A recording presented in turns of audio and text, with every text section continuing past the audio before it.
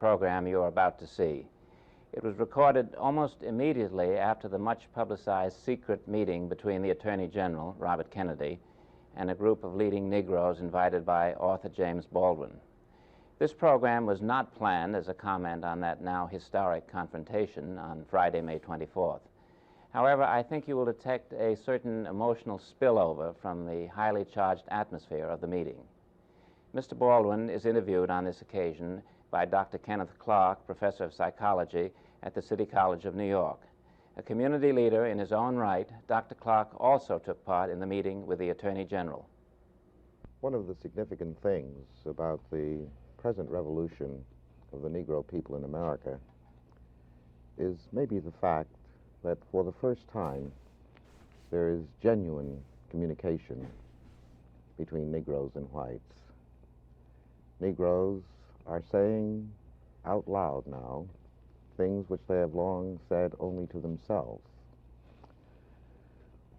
Probably one of the most articulate, passionate, and clear communicators to the American conscience is my guest, James Baldwin. James Baldwin's name is known throughout America for saying so passionately, so clearly, and with such grace and style what every Negro has long known and has long felt.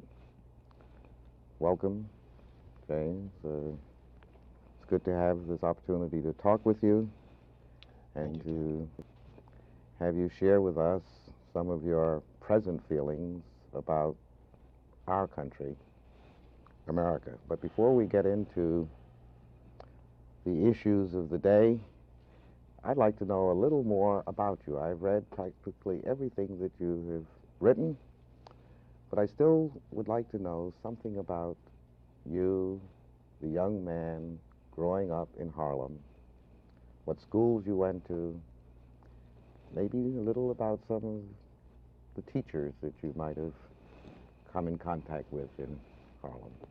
What a funny question. My mind is someplace else, really. But to think back on it, I was born in Harlem Hospital, you know, and we grew up, the first house I remember was on Park Avenue, which is not the American Park Avenue, or maybe it is the American Park Avenue. Uptown Park Avenue. Uptown Park Avenue, where the railroad tracks are. And we used to play on the roof and in the, I can't call it an alley, but near the river. It was a kind of dump, garbage dump. And those were the first scenes I remember. I remember my father had trouble keeping us alive. There were 9 of us. And I was the oldest, so I took care of the kids and dealt with Daddy, whom I understand much better now. Part of his problem was he couldn't feed his kids. But I was a kid and I didn't know that. And he was very religious, very rigid. He kept us together, I must say. And when I look back on it, after all, it was nearly 40 years ago that I was born, I think back on my growing up and walk that same block today because it's still there. And think of the kids on that block now. I'm aware that something terrible has happened, which is very hard to describe. I am in all but technical legal fact a Southerner. My father was born in the South. No, my mother was born in the South. And if they had waited 2 more seconds, I might have been born in the South. But that means that I was raised by a family whose roots were essentially rural and Southern rural. Southern rural. and whose relationship to the church was very direct, because it was the only means they had of expressing their pain and their despair. But 20 years later, the moral authority which was present in the Negro northern community when I was growing up has vanished. And people talk about progress, and I look at Harlem, which I really know. I know it like I know my hand. And it is much worse there today than it was when I was growing up. Would you say this is true of the schools, too? It's much worse in the schools. What school did you go to? I went to PS 24, went to PS 139. 139. No, We Frederick are Douglass. fellow alumni. I Yeah. went to 139. And I didn't like a lot of my teachers, but I had a couple of teachers who were very nice to me. One was a Negro teacher. And I remember, you asked me these questions, so I'm trying to answer you. I remember coming home from school, and you can guess how young I must have been. And my mother asked me if my teacher was colored or white. And I said she was a little bit colored, a little bit white, but because she was about your color. And as a matter of fact, I was right. That's part of the dilemma of being an American Negro, that one is a little bit colored and a little bit white. And not only in physical terms, but in the head and in the heart. And there are days, this is one of them, when you wonder what your role is in this country and what your future is in it. How precisely you're going to reconcile yourself to your situation here, and how you're going to communicate to the vast, heedless, unthinking, cruel white majority that you are here. And to be here means that you can't be anywhere else. I could, in my own person, leave this country, and I could go to Africa, I could go to China, I could go to Russia, I could go to Cuba, but I'm an American. That is a fact. Yes, Jim. Am I going ahead and... No, this is certainly some of the things that we're after. But as I read your writings and know that you came out of PS 24 and my alma mater, junior high school 139, I see that no one could write with the feeling and with the skill with which you write if you did not get in PS 24 and 139 a certain type of education. Now, I'd like to go back to the point that you made that the Harlem that you knew when you were growing up is not the Harlem now, and see if we can relate this also even to the school. Let's see if we can. It was probably very important for me. I haven't thought about this for a long time, so it was probably very important for me that at the point I was going to PS 24, the only Negro school principal, as far as I know, in the entire history of New York, was the principal. It was a woman named Mrs. E. And she liked me. And in a way, I guess she proved to me that I could, that I didn't have to be entirely defined by my circumstances. Because you know that every Negro child knows what his circumstances are, though he can't articulate them, because he's born into a republic which assures him, in as many ways as it knows how, and has got great force, that he has a certain place and he can never rise above it. And what has happened in Harlem since is that generation has passed away. Mrs. Eyre was a sort of a model, in a sense. She was a proof. Proof. She was a living proof that I was not necessarily what the country said I was. And it is significant, Jim, that we do not have a single Negro principal in the New York public school system today. And it is not because there ain't nobody around who can do it, you know. One's involved in a very curious and a very serious battle, concerning which I think the time is going to be as explicit as one can possibly be. The great victims in this country of the institution called segregation, which is not a Southern custom, but which has been for 100 years a national way of life. The great victims are the white people, the white man's children. Lorraine Hansberry said this afternoon, we were talking about the problem of being a Negro male in this society. Lorraine said that she wasn't too concerned, really, about Negro manhood, since they had managed to do and to endure and to even transcend some fantastic things. But she was very worried about a civilization which could produce those 5 policemen standing on the Negro woman's neck in Birmingham, or wherever it was. And I am too.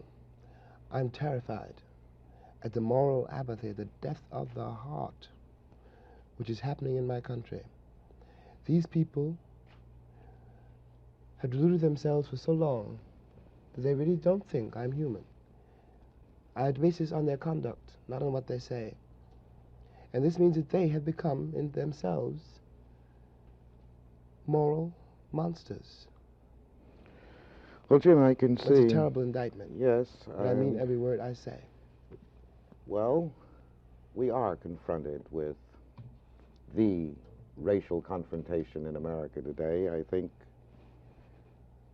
the pictures of dogs in the hands of human beings attacking other human beings. In a free country. In a free country. In the middle of the 20th century. This Birmingham is clearly not restricted to Birmingham, as you so eloquently pointed out. What do you think can be done to change, to use your term, the moral fiber of America?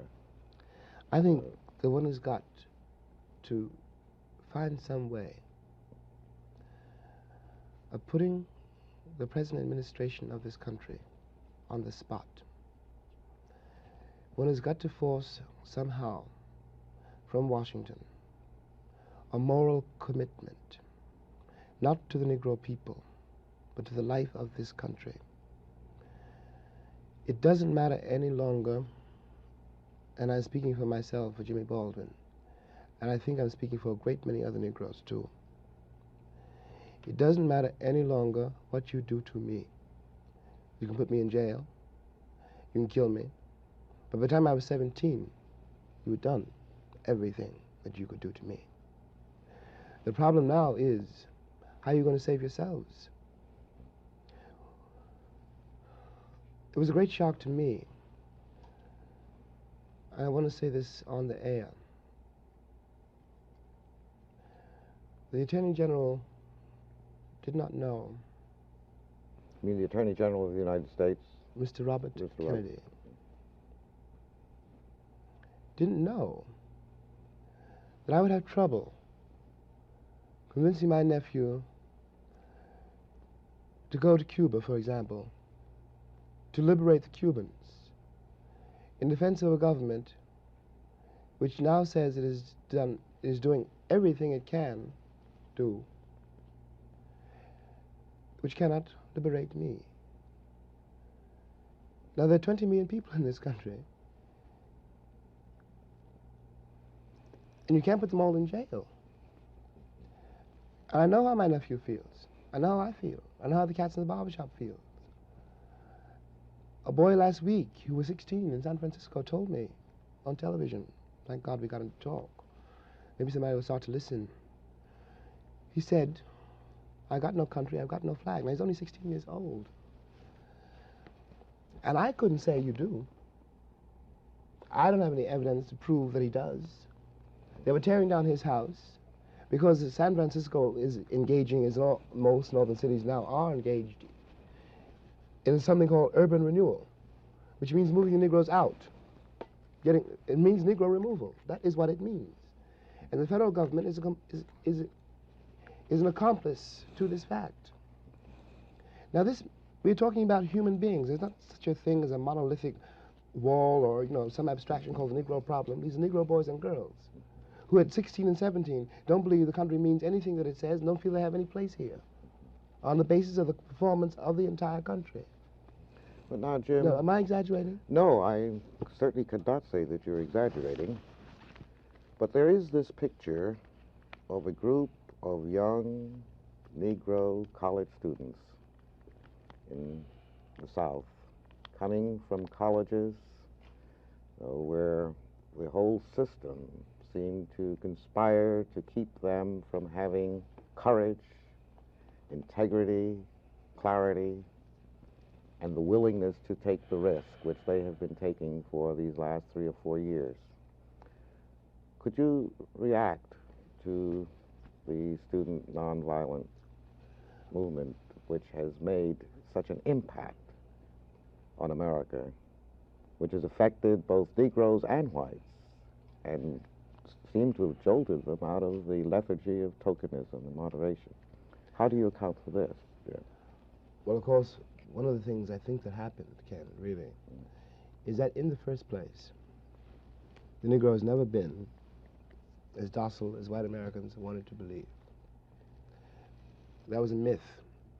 We were not singing and dancing down the levee. We were trying to keep alive. We were trying to survive a very brutal system. The Negro has never been happy in his place. What those kids, first of all, prove, they prove that. They come from a long line of fighters. And what they also prove, I want to get to your point, really. What they also prove is not that the Negro has changed, but that the country has arrived at a place where it can no longer contain the revolt. It can no longer, as it could do once. Let's say I was a Negro college president, and I needed a new chemistry lab. So I was a Negro leader. I was a Negro leader because the white man said I was. And I came to get the new chemistry lab. Please, sir. And the tacit price I paid for the chemistry lab was to control the people I represented. And now, I can't do that. When the boy said this afternoon, we were talking to a Negro student this afternoon who has been through it all, who's half dead, who's about 25. Jerome Smith. And that's an awful lot to ask a person to bear. The country sat back in admiration before those kids for 3 or 4 or 5 years and has not lifted a finger to help them. Now, we all knew, I know you knew and I knew too, that a moment was coming when we couldn't guarantee, that no one can guarantee, that it won't reach the breaking point, you know. You can only survive so many beatings, so much humiliation, so much despair, so many broken promises, before something gives. Human beings are not by nature nonviolent. Those children had to pay a terrible price in discipline, in moral discipline, and an interior effort at courage, which the country cannot imagine, because it still thinks Gary Cooper, for example, was a man. And I mean his image. I have nothing against him, you know, him. You said something that you cannot expect them to remain constantly nonviolent. No, you can't. You can't. And furthermore, there were always, these students that we're talking about, a minority. The students we're talking about, when I was in Tallahassee, there were some students protesting.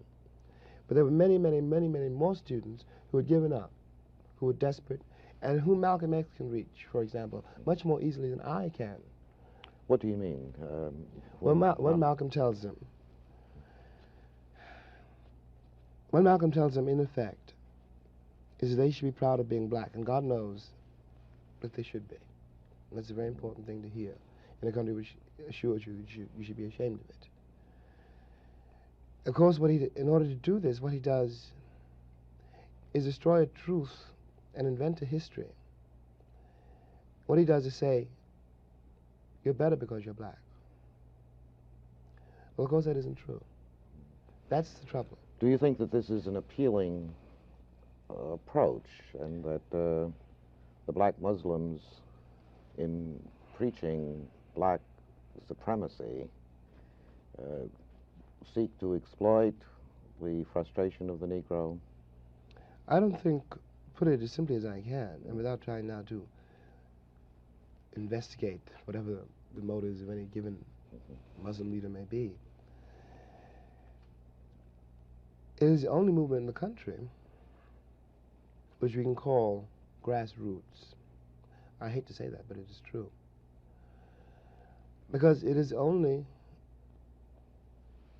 when Malcolm talks, or one of the Muslim ministers talk, they articulate for all the Negro people who hear them, who listen to them, they articulate their suffering.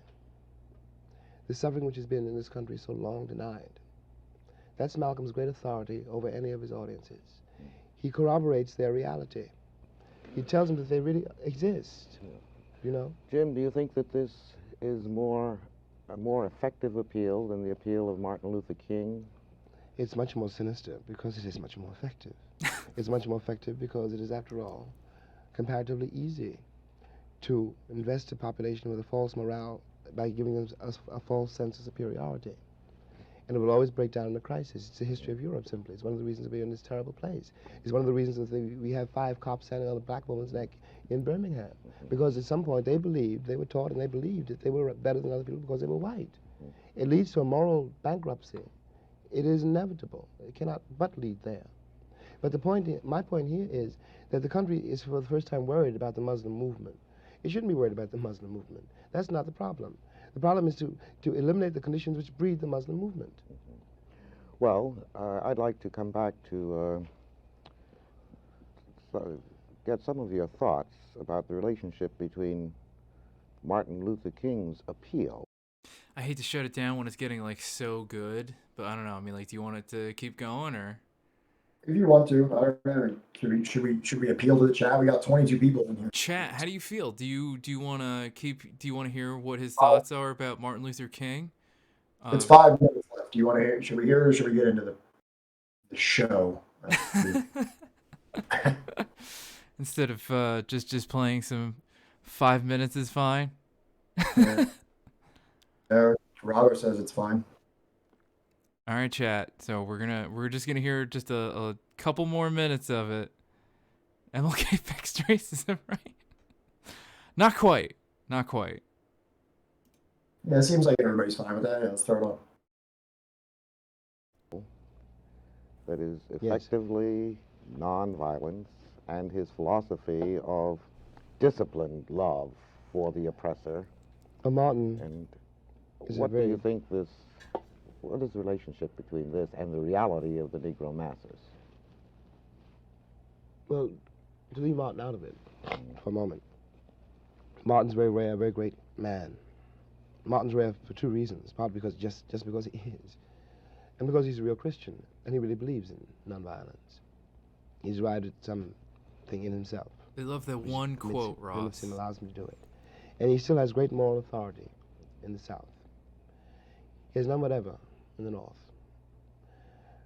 Poor Martin has gone through God knows what kind of hell to awaken the American conscience. But Martin has reached the end of his rope. There's some things Martin can't do. Martin's only one man. Martin can't solve the nation's central problem by himself. There are lots of people, lots of black people I mean now, who don't go to church no more and don't listen to Martin, you know, and who anyway are themselves produced by civilization, which has always glorified violence, unless the Negro had the gun. So that Martin is undercut by the performance of the country. The country is only concerned about nonviolence if it seems that I'm going to get violent. But it's not worried about nonviolence if it's some Alabama sheriff. Mm-hmm. Jim,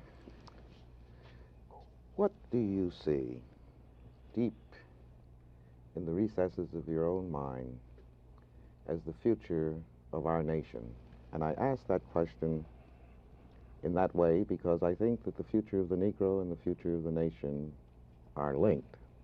They're indissoluble. Yeah. Now, what do you see? Are you essentially optimistic or pessimistic? And I really don't want to put words in your mouth because what I really want to find out is what you really believe. Well, I'm both glad and sorry you asked me that question.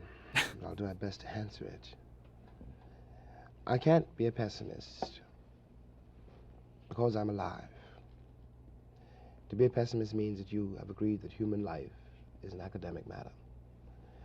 So I'm forced to be an optimist. I'm forced to believe that we can survive whatever we must survive. But the Negro in this country,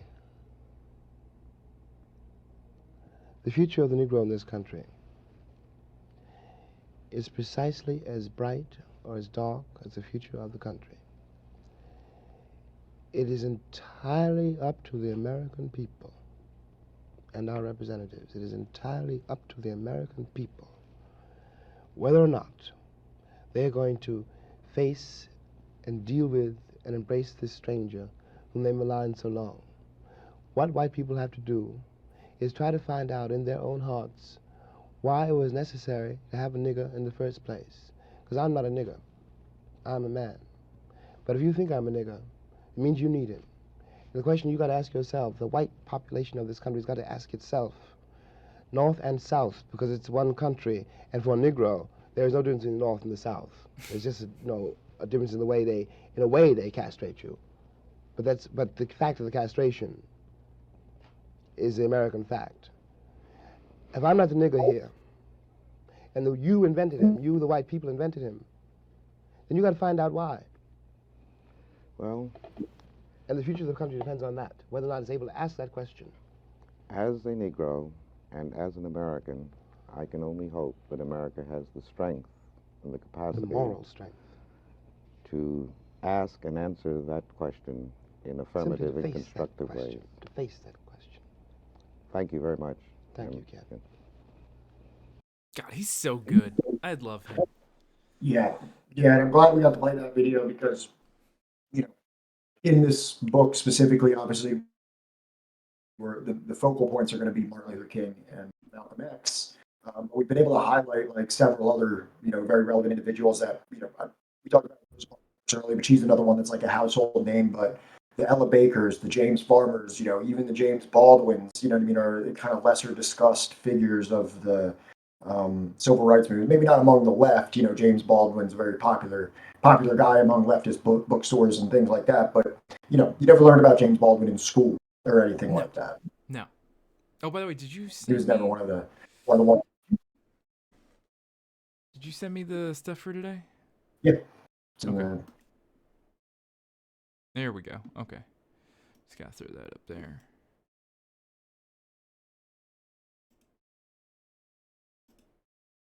Alrighty. There we go. I'm getting so good at this. OBS is drive me to the brink of insanity. Sorry we're a little bit late today. Another, episode of technical difficulties, but we're kind of We were on time. We just allowed the great James Baldwin to, finish out his talk there. Yeah. But, what kind of leftist anything would we be if we weren't having, consistent and constant audio-visual, technical difficulties. So, welcome to another episode of Subversive History, a multimedia community project seeking to bring attention to the revolutionary struggles of the world's often unsung and frequently misunderstood sectors. These are the stories of the demonized, vilified, whitewashed, or otherwise forgotten campaigns against imperialism, colonialism, capitalist exploitation, and racial apartheid. The orthodoxy of Western hegemony has often labeled these dissidents as subversive, and these are the struggles we aim to eliminate. And over the last couple weeks, we've been going over, I think, one of the most whitewashed, and I mean that, in many different ways, figures of civil rights history, and one of the most misunderstood and vilified figures of the civil rights era, and that is Malcolm X and Martin Luther King. They are often treated as monoliths of people. Their legacies are often overshadowing the very complex, evolving, changing, growing people that they both were, flaws and all. And, today we are going over how events in Birmingham through Chapter 5, Birmingham's radicals, helped bring them a little bit closer to the real radicals that they actually were, and not the the very like passive figures that were taught in history class growing up. Right, because thus far, as we've gone through this book, we're really we're seeing this a little bit more. We're seeing, I would say, Malcolm X become a little bit more open-minded and pacified, and we're seeing Martin Luther King become more disenfranchised from the political system, that and the hearts and minds of the white Americans that he was hoping to win over. So we're seeing the two poles of this civil rights binary come closer together. Malcolm, I would say, is becoming a little bit more.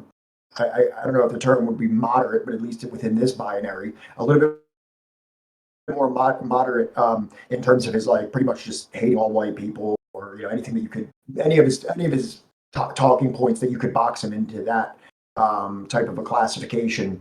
And we're seeing King, who I think had a lot of optimism in his nonviolence and his ability to appeal to the white political system.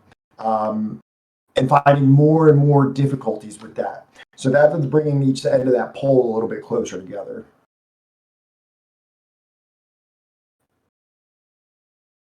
All right, so let's get started with the first slide. Do you want to go first, or should I? I'll go first. Okay. So picking up speed here, we got in Birmingham in 1963. For those of us for anyone that's just joining us, we've already been through the bus boycott. We've already been through the freedom rides. We've been through the murder of Ronald Stokes in LA, who was a member of the Temple of the Nation of Islam. We're seeing this all heat up quite a bit because there's more and more demonstrations against segregation.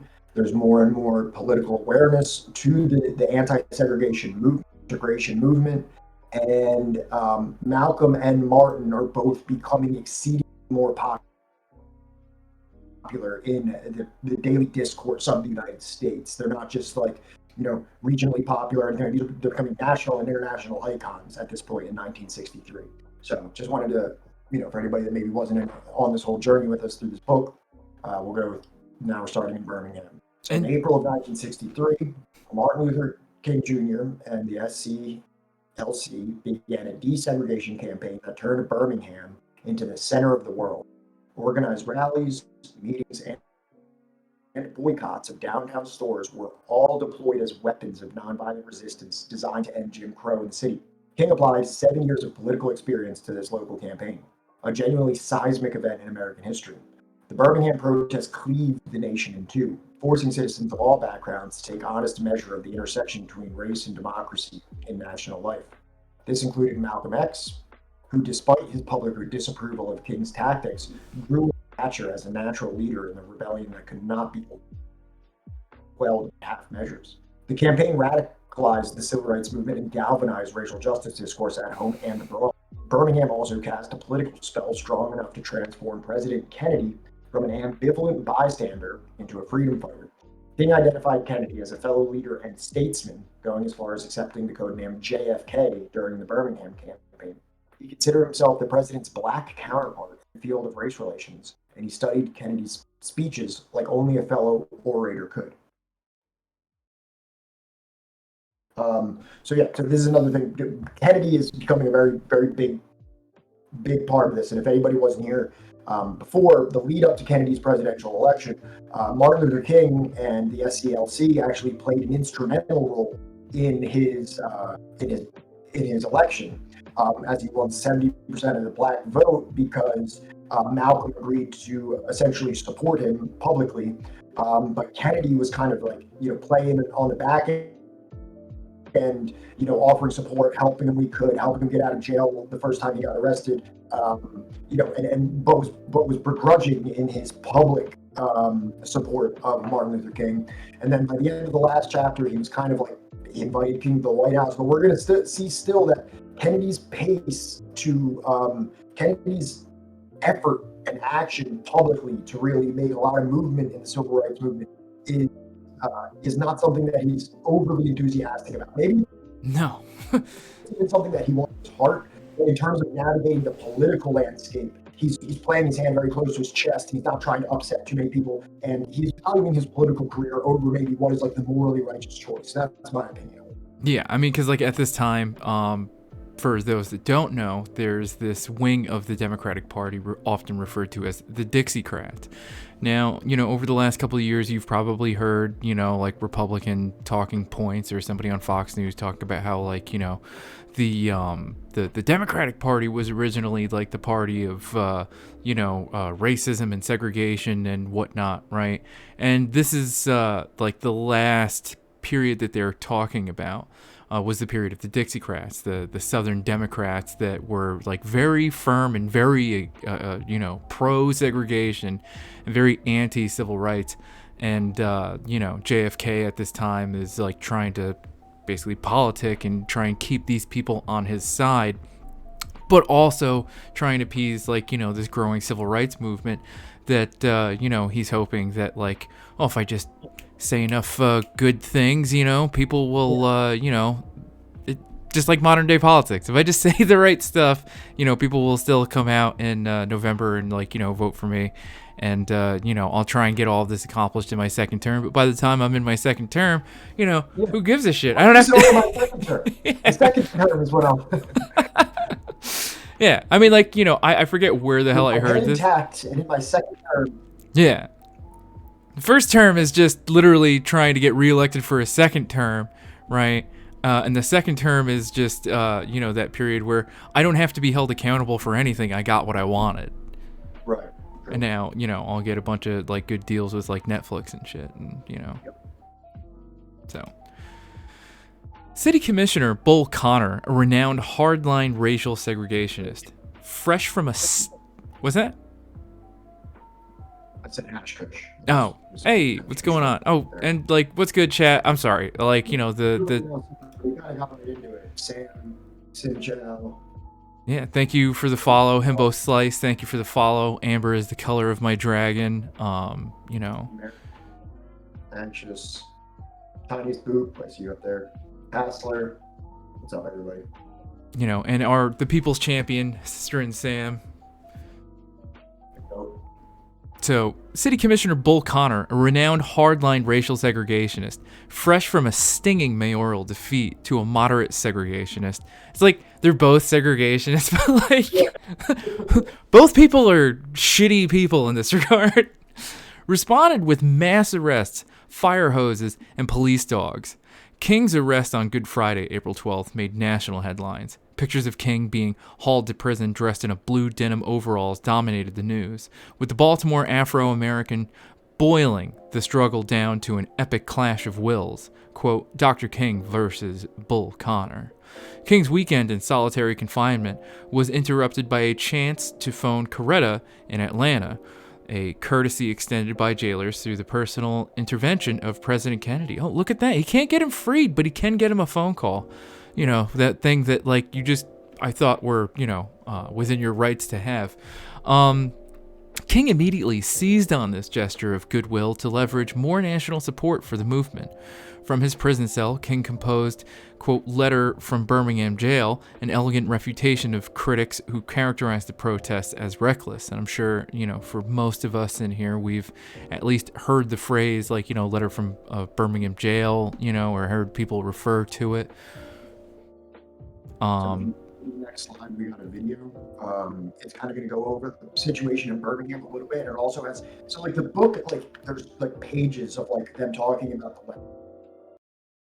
And I took a video that kind of like captured the sentiment of the letter without having to do like slides and slides and slides of like the letter excerpt. So hopefully this does the job here. I think it's pretty good.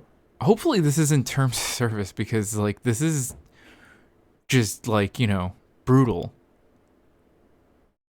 Is there blood? It's no blood. It's in black and white. It's no blood. Mass graves on here.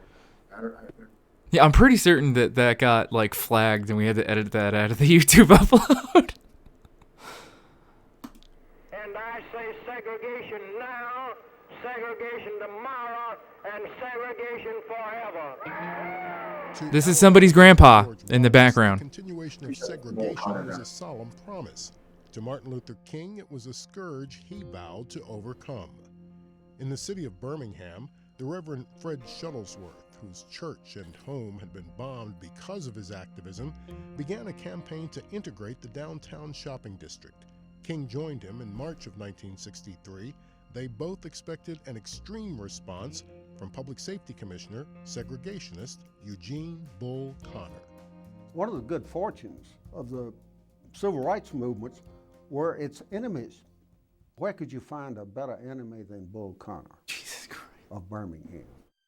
King submitted to arrest on April 12th, Good Friday, to draw maximum press coverage.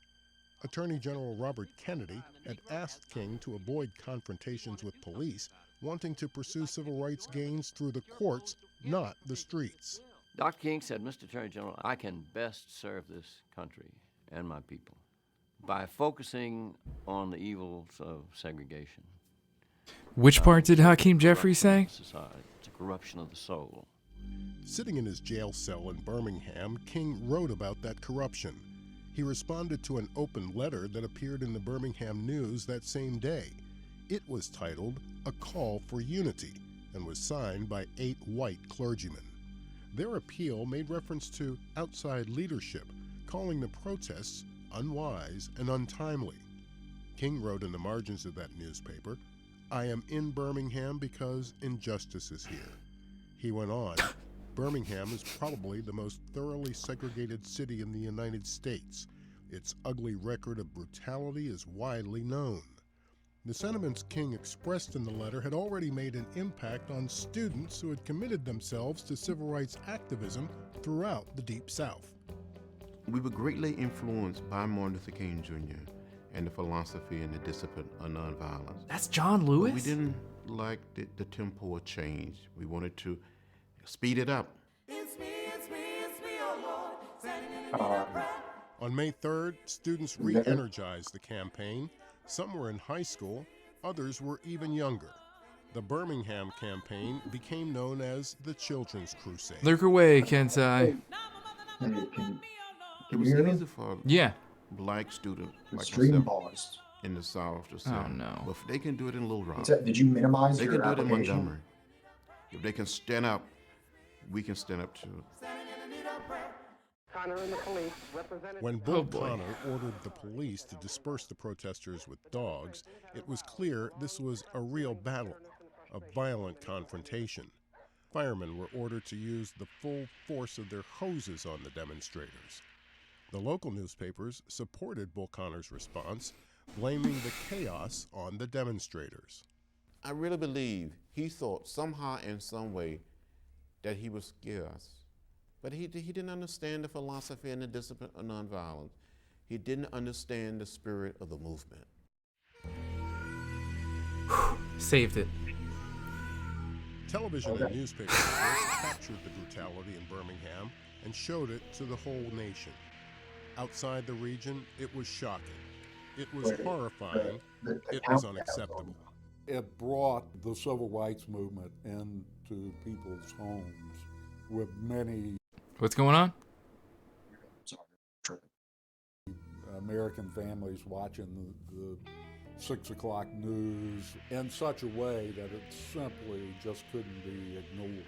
Good God. In just a week, the demonstrators' nonviolent response created a public outcry that Birmingham could not dismiss. On May 10th, symbols of segregation, like separate water fountains, became relics as city leaders signed the Birmingham Truce. In addition, a plan was agreed upon to desegregate lunch counters. This was the kind of meaningful negotiation Martin Luther King had called for in his letter. We know through painful experience that freedom is never voluntarily given by the oppressor. It must be demanded by the oppressed. Frankly, I have yet to engage in a direct action campaign that was well-timed in the view of those who have not suffered unduly from the disease of segregation. For years now, I've heard the word wait. It rings in the ear of every Negro with piercing familiarity. This wait has almost always meant never. We must come to see with one of our distinguished jurists that justice too long delayed is justice denied. These words had inspired citizens young and old to take direct action in the streets of Birmingham. The letter was soon published in newspapers and magazines, and its power was undeniable. King had gone to Birmingham to fight injustice. In the end, his most powerful weapon was the letter he wrote from the confines of a jail cell.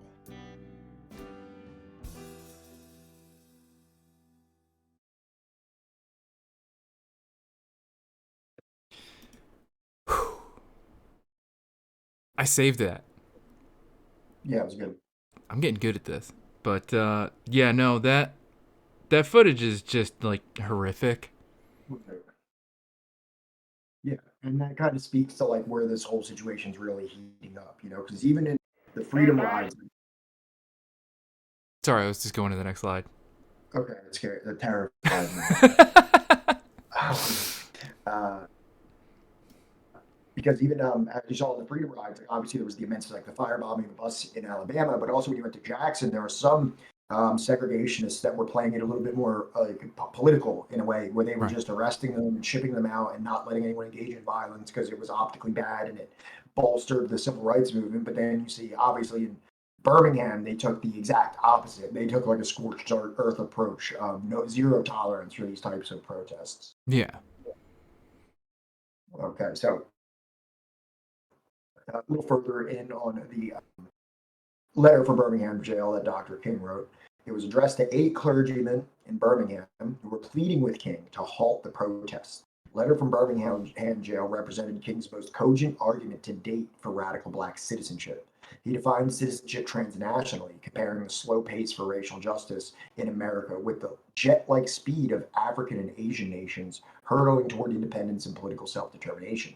King's castigation of the appalling silence of good people thrust him toward his boldest repudiation of white America, from the clergyman to the ordinary citizen, unable to empathize with the pain of racial justice. The letter contrasted King's professed disappointment in white clergy, who insisted that black citizenship required infinite patience, with his obvious pride in black folk who were moving with a great sense of urgency toward the promised land of racial injustice.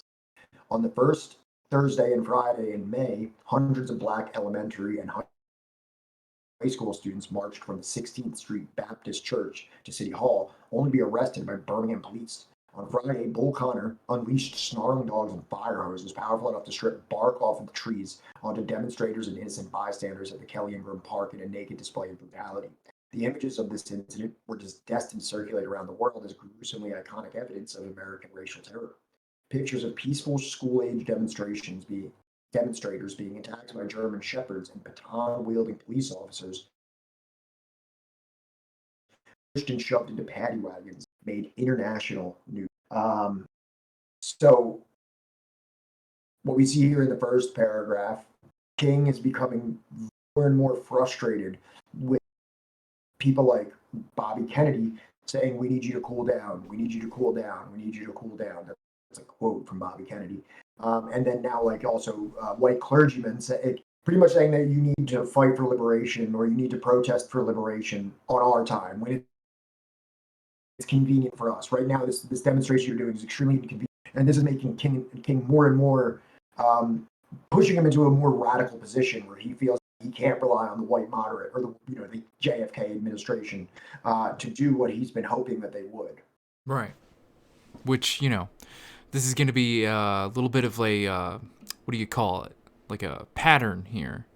As the more radical, that King gets, the fewer and fewer people he has standing by him, which is kind of funny because, early on you see a lot of the more radical people that he's surrounded by like Ella Baker or even Malcolm, who's just blasting him in every interview from very early on, right? He's gonna find himself kind of coming around to what they were originally getting at the entire time. So, you know what I mean? You can't take any any stream that we do on this book and like watch, and it's unfortunate, you can't really watch it in its isolation and think that you have a correct interpretation of this civil rights movement or these individuals. Like Johnny said at the beginning, there is so much growth and change and dynamism that follows these men in this movement. So if you in this at the bottom there was the Children's March. So this is a quick video about the Children's March situation, because it's also going to come up later. Damn, no subtitles. Wait, this is about Yemen. What happens? Oh, it's a commercial. That's why. The Children's Crusade in 1963 was the use of... Wait, Effusive Stoic wrote, first I must confess, over the past few years I have been gravely disappointed with the white moderate. I have almost reached the regrettable conclusion that the Negro's great stumbling block in this stride toward freedom is not the white citizens' counselor or the Ku Klux Klanner, but the white moderate, who is more devoted to order than to justice, who prefers a negative peace, which is the absence of tension, to a positive peace, which is the presence of justice. Yeah, I believe that, like, over the last 3 years, we have witnessed that in like a kaleidoscope of angles. Yeah, and these are the excerpts that don't get brought up in like mainstream narratives regarding Dr. King, or at worst the ones where they grossly mischaracterize everything that he believed, and they focus entirely on the one I have a dream, content of the character, not the content of the character, not the color of their skin, to justify any like racially negative policy that harms people, but in a negative way and not a positive way. You know what I'm saying? Yeah, and in that speech, in the context of what he's talking about specifically his black daughter. He's not talking about like some white Republican. He's not talking about white people in general, or he's talking even like, I don't even think he's talking about specifically like, you know, black children in general. He's specifically talking about his daughter. Children can grow up in a world where they are judged on the content of the character, not the color of their skin. Which and people like even like Steven Crowder and Ben Shapiro have just taken that and run wild with it. Right.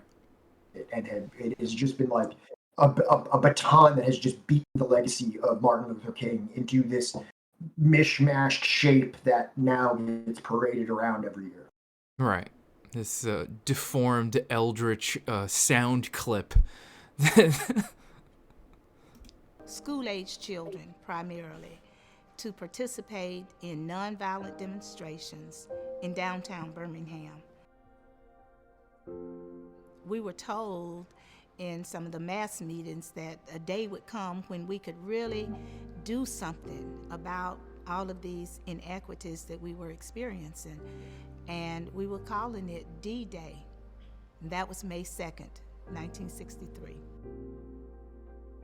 On a Monday morning, a young lady came out to visit our school to recruit people to come downtown. And she said, I'm hoping you can motivate our kids to come and go to jail. Some people, their parents might have known what they were doing. There's a lot of folks who, you know, people had no idea. My mother knew about it, and she told me not to march, don't leave the school ground, but I did anyway. Droves of us left school and walked to 16th Street. We saw the kids coming into the 16th Street Baptist Church, and we were elated. They made it. We sang some freedom songs. We said some prayers. They reminded us this was a nonviolent movement. And with those instructions, we were lined up in pairs, walked down those steps singing "We Shall Overcome."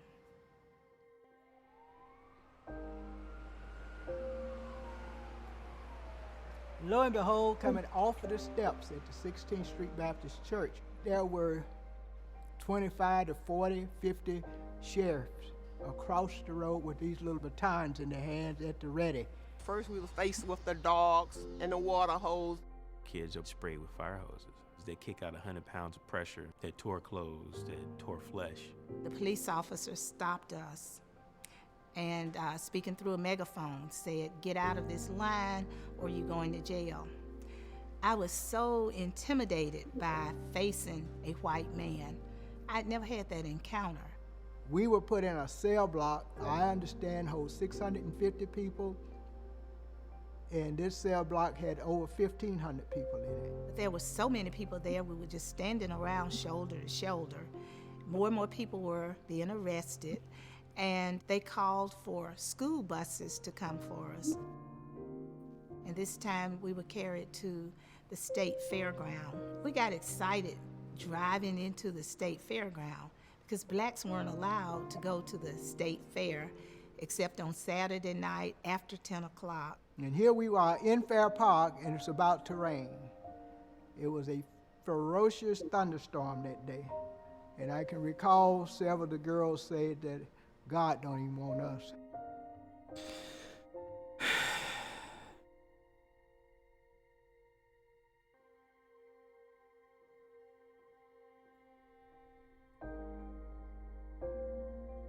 I think we were the pivotal point that caused some changes to take place in society. I think the nation was so outraged by how children were being treated in a nonviolent movement until it touched the hearts of people who otherwise might not have noticed what was going on. It's not about having gone to jail, how long I stayed, and what we went through that day going to jail. It's about our kids. And our kids need to know the story. Without those young people making the sacrifice that they made, you know, the tide wouldn't have been turned. You know, it was meant to be. And those young people made change that has lasted ever since.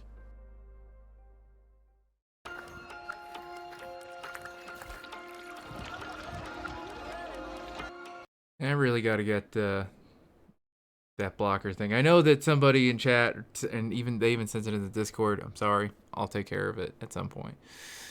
I promise. Sorry.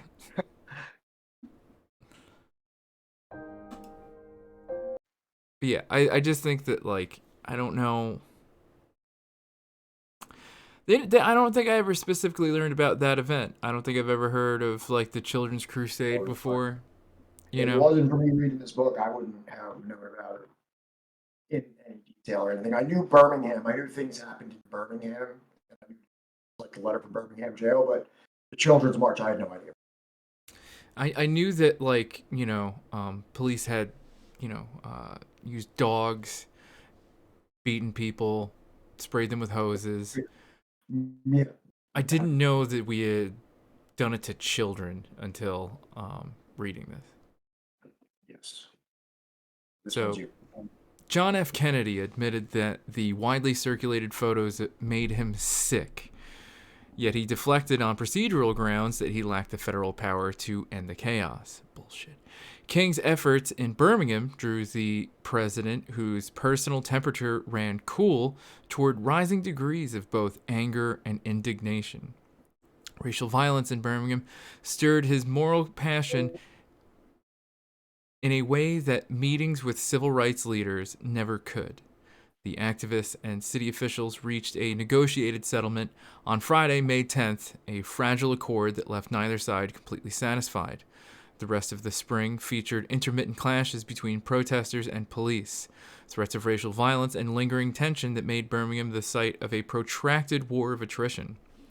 Kennedy's deployment of the National Guard to Birmingham to quell demonstrations after protests against the planting of bombs by white supremacists turned violent on Mother's Day earned him the permanent enmity of Malcolm X, who criticized the president for authorizing force only when white property and lives, rather than that of black women and children, hung in the balance. King's pleas for nonviolence did little to ease tensions ratcheted up by racial terror against locals. So, do you remember the name of the church that organized the Children's March? No. Okay, go forward one slide. That would be the 16th Street Baptist Church. So, God damn it. This is what would occur shortly after that.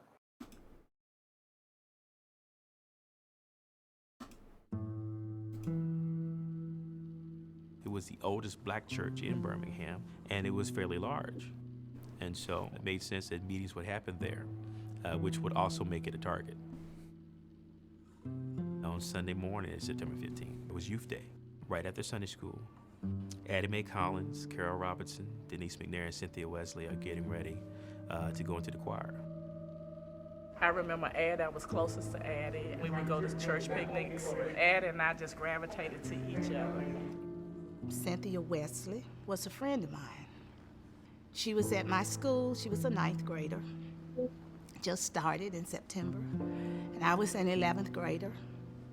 I remember Denise back there always smiling, and she was the only child. And I remember Carol Robinson being quiet. She played in the orchestra at her school.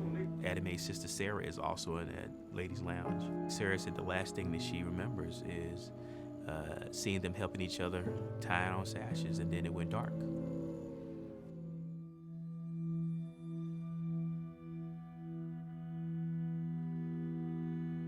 We're talking about an explosion that reverberates through the entire city of Birmingham. Everybody heard it. I was at South Illerton Baptist Church, and our pastor was shifting kind of nervously across the room and said he had received word that 16th Street Baptist Church had been bombed. I was in Sunday school class. The building seemed like it was shaking off its foundation. Fumes, smelling fumes, and getting hit in the head. I couldn't find my younger sister. Only later to find out that she was taken to the hospital. She was only 4.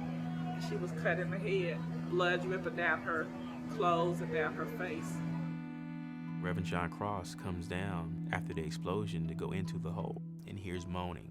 My father heard somebody saying, Addie, Addie, and he realized that Sarah was calling her sister's name because that's the last voices that she heard before the explosion occurred.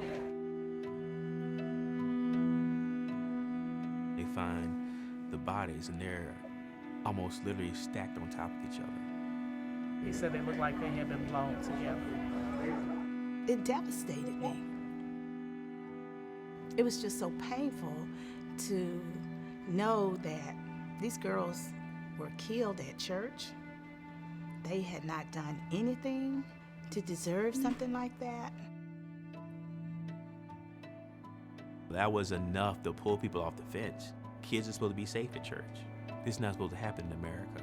We're above this kind of thing. And so this was the catalyst to get something. Are we, though? At this time, not really. And, like, before it? But, I mean, well, I think what the statement is trying to say is that in the public image that you present the United States as, and I think this is like a passive-aggressive move that a lot of civil rights activists would use, like, in America, you know, this place that you say is this place that you say is free, the place that you say is all men are created equal. How could this happen in a place like this? And I think the undertone of that is essentially like you're being a hypocrite.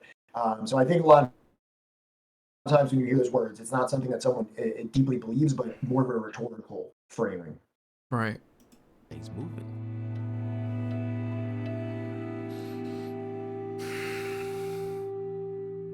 So yeah, another chapter of the civil rights movement that I never had heard about. You know, maybe we never heard about that march, but I certainly never heard that churches and with children inside of them were being bombed and killed. Like that's a pretty significant, you know, issue that you would think that you know, of this time and of the Birmingham situation that would be relevant. It's just you know, I don't know. As I've gotten older and as I've learned more and more about like American history, it just kind of seems like, you know, there's no the construction of the U.S., right? It doesn't care about age, right? It doesn't care about gender, right? And in fact, I oftentimes like it does. It makes it like a direct point to like terrorize people that are not men, but it especially does not give a shit about like, you know, it does not give a shit about like murdering children. you know, I mean, just in terms of like, you know, like what we did to indigenous children for like, you know, close to 2 centuries, you know, and then like, you know, just the amount of terror that was inflicted, you know, upon black communities the entire time from the founding of this country. I have a question. Is there anything you are taught in U.S. schools that is true about history? I mean, almost nothing. Would you say that there's anything true, anything that is true, right? That like doesn't have some kind of like missing context or anything that we're taught in school, Pat? You're asking if there's literally anything that is true in American schools? Yeah. History, yes, there is. I won't take that hyperbolical of a position on this, unfortunately. I mean, like, there is true things that are taught in school. I mean, I don't know. I feel like a lot of it, while true, is missing like a lot of context behind it.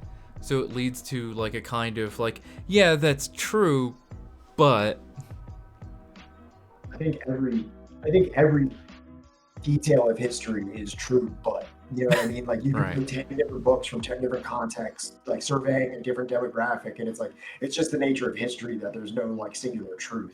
Right. There's no Hegelian truth to be reached. Okay, this one's me, right? I think so, yeah. King's actions in Birmingham placed new pressure on the Kennedy administration and Malcolm X alike to take bold action. In May, as Birmingham continued to seize domestic and global attention, Malcolm arrived in the nation's capital as a different kind of politician.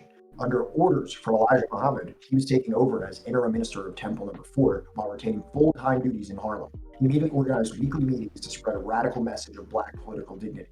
During a press conference, he directly addressed the nation's growing racial crisis, where he characterized Birmingham as missed opportunity, an example of what can happen when the Negroes rely on the whites to solve their problems for them. In contrast, he promised to combat the evil juvenile delinquency, drug abuse, and crime in Washington by exposing the black community to the discipline and religious beliefs that changed his life.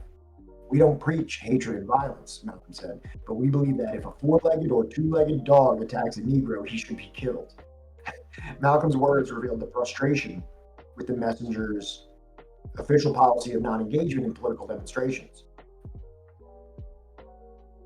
Earlier in the year, after a Nation of Islam members were arrested on trumped-up charges in Rochester, New York, Malcolm fired off a telegram to President Kennedy expressing outrage and led a 600-strong protest demonstration in the city.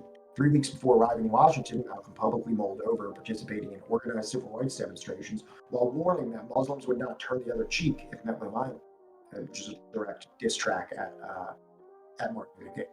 Malcolm's political advocacy for radical black dignity ran past the constraints of the Nation of Islam. So again, and this is another thing that is just being built on is the growing divide between Malcolm X and the Nation of Islam that he was, so famously associated with. Well, yeah, I mean, like that's like one of the larger things is that we're seeing him time and again directly disobey Elijah Muhammad and like going against basically everything. By the times that he is parting ways with the Nation of Islam, he's broken every single rule and is more popular than Elijah Muhammad could ever have hoped to be. Too powerful. And Sebs, that one dude didn't have wooden teeth. Yes, those were slave teeth. Those were teeth that were harvested from the mouths of slaves and inserted into the mouth of the most revered president. Well, I think they were inserted into this little wooden kind of tray thing that were then put into his mouth. But yeah, basically. But corrected. That's the butt. Tray. So here's a quick clip of this is Malcolm X's reaction to that church bombing that we just showed a second ago. If the government can't defend us, what should we do? If the government doesn't want us to pick up a rifle, then defend us. Go find out who bombed the church in Birmingham, Alabama. And if they can't find out, then let us go find out. And when we find, I don't want to hear that. And when we find out God who it damn. was who murdered our little female babies, then the law of justice is that a murderer should be murdered. That's the law of justice in any land. And if the government can't do it, then let's you and I do it. I mean, 30 seconds and just like wiping the floor with everything. Like it's like you can't stop this guy. I mean, like it's a righteous anger. We talk about George Washington. Oh, of course. That, like, we sit here as white,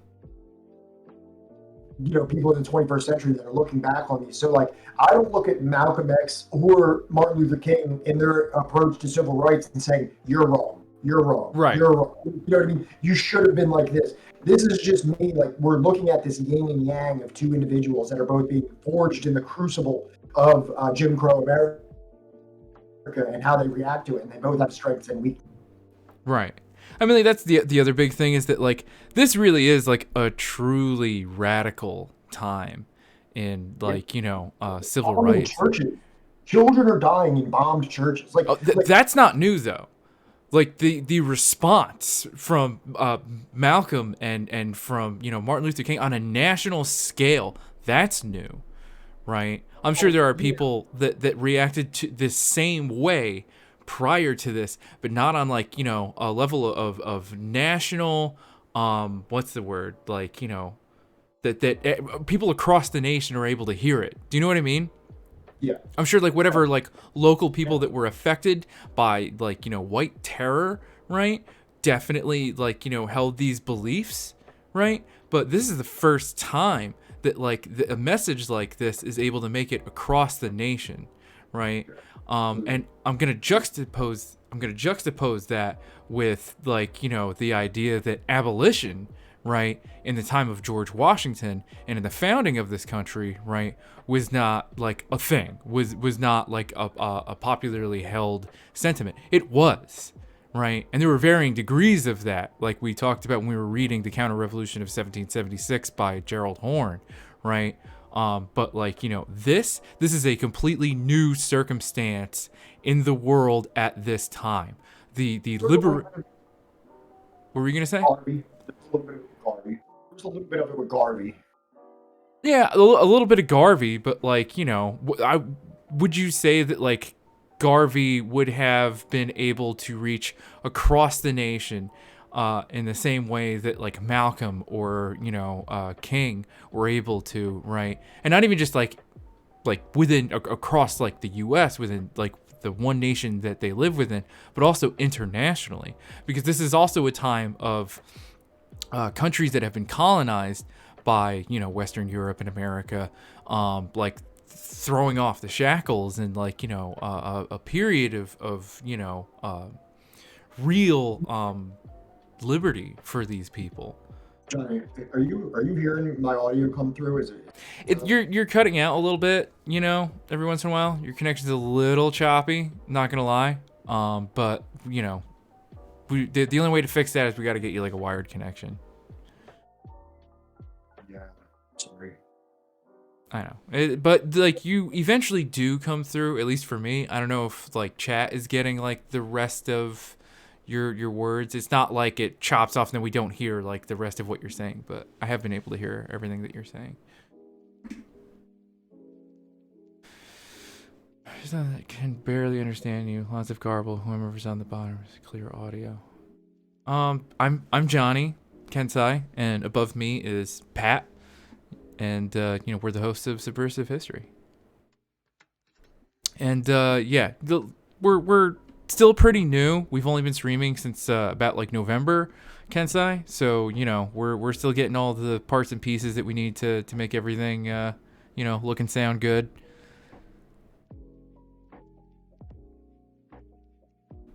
But just stick around. It'll be all right. So, Malcolm's rhetorical gauntlet, thrown against the backdrop of Birmingham's horrific racial violence, violated the spirit of Muhammad's repeated warnings to stay out of politics. But in Washington, Malcolm found a deeper, more combative and unusually resonant voice. He vowed to turn Temple Number 4, located at 1519 4th Street in the city's northwest section, into a headquarters of criminal and racial justice reform. On just his second day in the city, Malcolm pointedly chided King for sending children into a combat zone, one that endangered their lives and sacrificed black dignity in the process. For Malcolm, the sight of black children being arrested in civil rights demonstrations illustrated the failure of King's leadership. Quote, "Real men don't put their children on the firing line," he objected to reporters. The situation in Birmingham gripped the entire nation, especially Malcolm, who begrudgingly recognized the full measure of King's impressive power to marshal black protest. Malcolm argued, correctly, that events in Birmingham reached a boiling point only after black residents, untrained in nonviolence but seething over racial oppression, fought back against police brutality in a manner that surprised authorities and politicians. Quote, "President Kennedy," observed Malcolm, "did not send troops to Alabama when dogs were biting black babies," revealing what most civil rights leaders dared not say. Quote, "He then sent troops after Negroes, demonstrated their ability to defend themselves." President Kennedy's lack of empathy with black suffering, according to Malcolm, forced African Americans to take control of the situation by fighting back. Blacks were unafraid of, quote, "white reprisals," he contended, and were now ready to react today with violence if provoked. Yeah, so now we're seeing kind of the other side, following King in his work with the Kennedy administration. And this is Malcolm's response to the situation in Birmingham, which has its own merits as well. Right. I mean, he's not wrong, like, kind of at all. You know, it was kind of a dicey move to use children in a protest. You know, I think even King would probably agree to that. Yeah. Yeah, maybe it could have been avoided. Yeah. I mean, it's not even like it was in like somewhere in the north where, like, you know, maybe it wouldn't be as bad, but we're talking like Alabama where it's just like, nah, they'll kill him. They don't care. And they did. Right. Oh, let me just. X-Files. I just realized that's the name of the YouTube channel that uploaded this. Is it? Yeah, the Malcolm X-Files.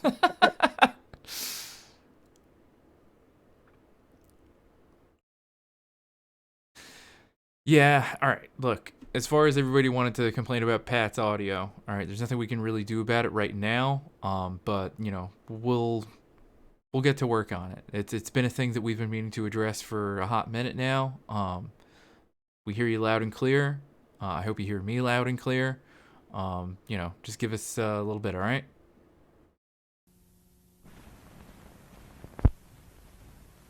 Well, if there is danger of race riots in Washington at this time, it isn't because Adam Clayton Powell says so. He might have announced it, but this is, if such danger exists, it has existed before Powell even made the statement.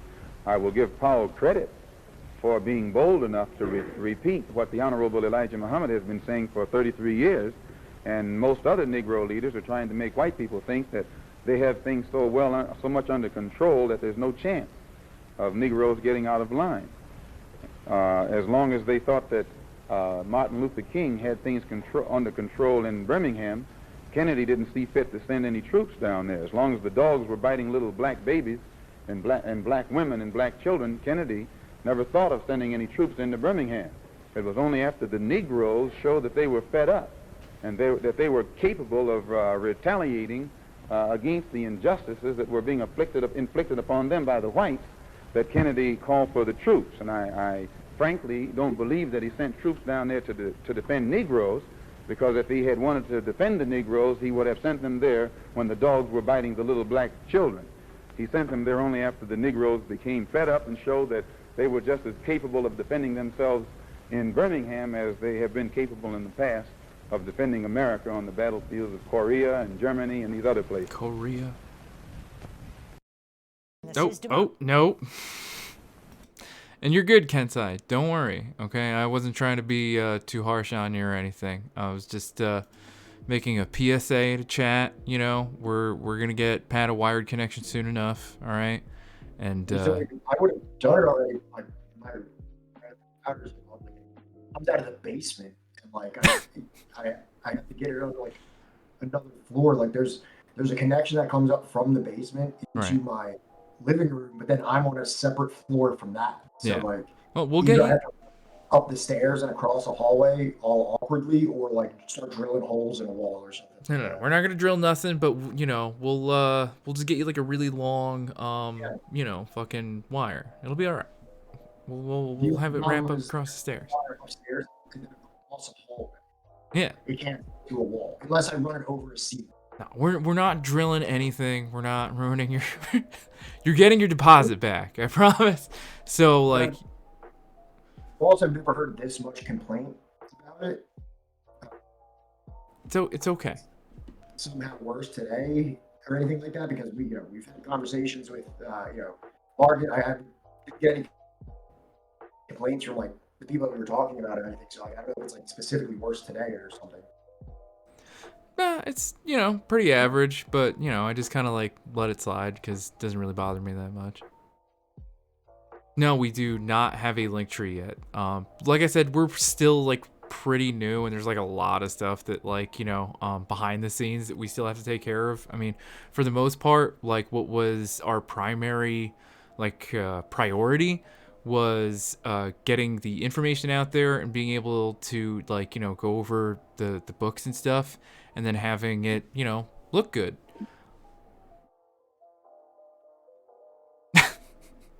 Thank you, David. But yeah, no, we'll get right on it. We'll start getting like a link tree together, you know. There's a lot of stuff that we still gotta make. So like, you know, I hear you loud and clear, Kensai. Thank you so much, you know. Puts a little bit of a fire under our ass to, you know, get it together, but you know, stick around. It'll get better.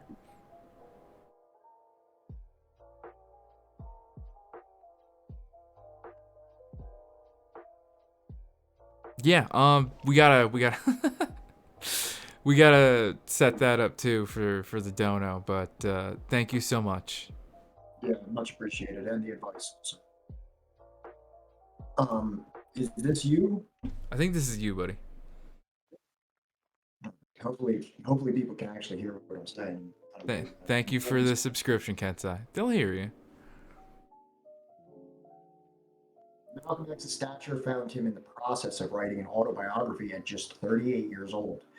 His national celebrity made his personal journey and rise from a life of crime and hustling into politics one of the most captivating stories of the era. The book would become an instant classic and bestseller. Mainstream press coverage of Malcolm helped spark an interest in Black radicalism as a literary commodity. Praising the messenger for his transformation, Malcolm succinctly traced his evolution from ex-convict to radical icon through painful memories of confinement.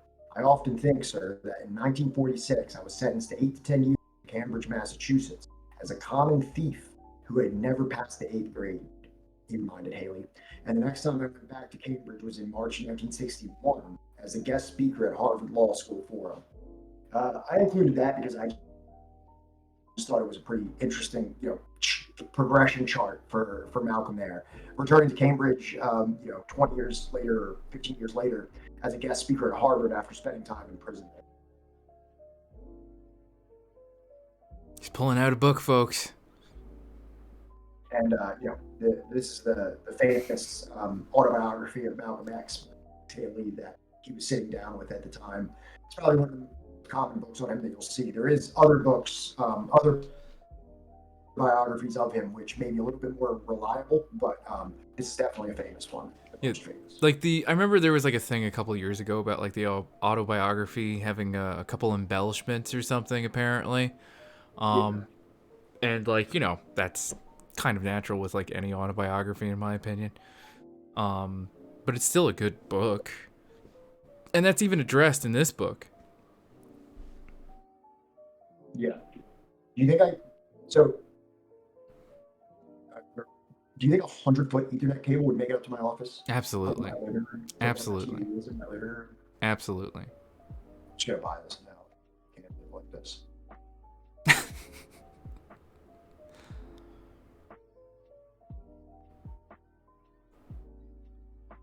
You can go to the next one if you want. Is Cambridge filled with commies, David? I feel like you're pulling my leg. As a national what's that? He sowed the seeds. Malcolm sowed the seed. As a national reckoning on black dignity in Birmingham ratcheted up, so did Malcolm's assault on dual targets, Martin Luther King Jr. and John F. Kennedy. 3 names. Malcolm branded King's political alliance with Kennedy as a failure. Part of Malcolm's harsh words towards King stems from his own inability to enter the thick of the civil rights fray and what he considered to be the movement's support for ineffective strategic compromise. Malcolm responded to King's constructive, face-to-face engagement with the president by lobbing rhetorical firebombs that characterized nonviolence as the tool of the weak. Ignoring the movement's undeniable ability to bend public will and political favor toward legal and legislative breakthroughs, Malcolm steadfastly argued that nonviolent tactics would never fully liberate Black America. In Washington, he spoke with the confidence of a political leader who required no election to confirm the level of support he enjoyed in America's racially segregated and economically impoverished ghettos. Quote, "Our goal is eliminating the frame of mind that makes us turn toward alcohol, dope, gambling, and crime," he told reporters. "We will spread a message among our people." Malcolm's provocative talk of political self-determination also received implicit support from the messenger, who was quoted in the March issue of Muhammad Speaks, supporting black political candidates. So you can see that, as things continue to progress, right, Elijah Muhammad, he can't help but, if Malcolm's going to drag him along, right, he's going to go with it, you know what I mean? I'm sure that privately Muhammad, did not want anything to do with this. Right. Yeah. I'm sorry. I'm overnighting in Ethernet. Are you it's fine because we're not streaming again until what the hell is it? Wednesday. Wednesday? Yeah. I don't think you gotta overnight it, and plus, it might be just the weather or something right now. I don't want you to have to break the bank to get this thing because I know it's gonna be expensive. Very generous with overnight shipping. All right. The commies. He marks this capital as a blueprint to become a successful capitalist mid-19th century. Oh, my grammar sucks sometimes.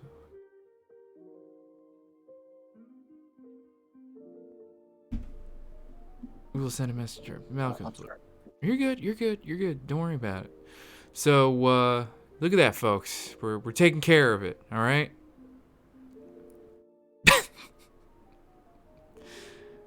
Thanks, Sinchel.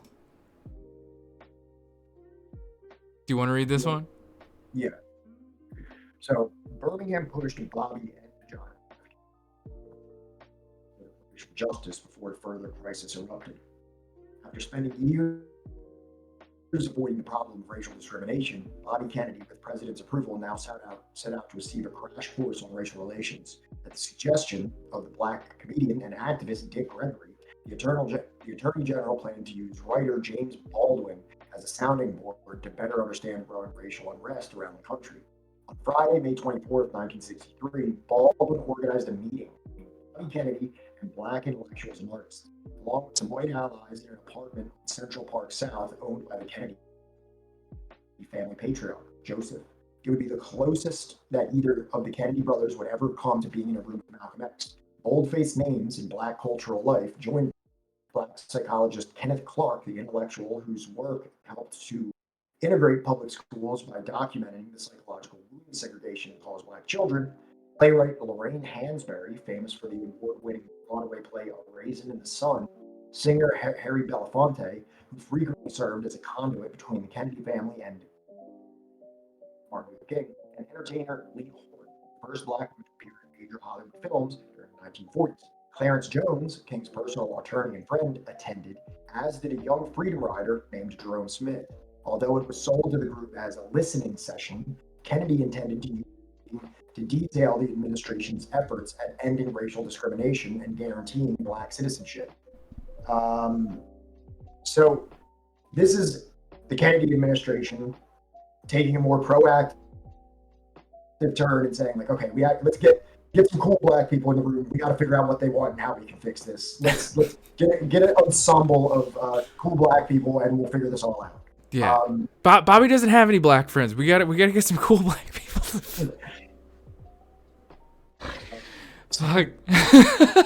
So James Baldwin and the rest of the individuals, they all come together for a meeting with the Attorney General, Bobby Kennedy. And unfortunately, this meeting does not exactly go to Bobby Kennedy's wishes. Go ahead, Johnny. You can continue on that.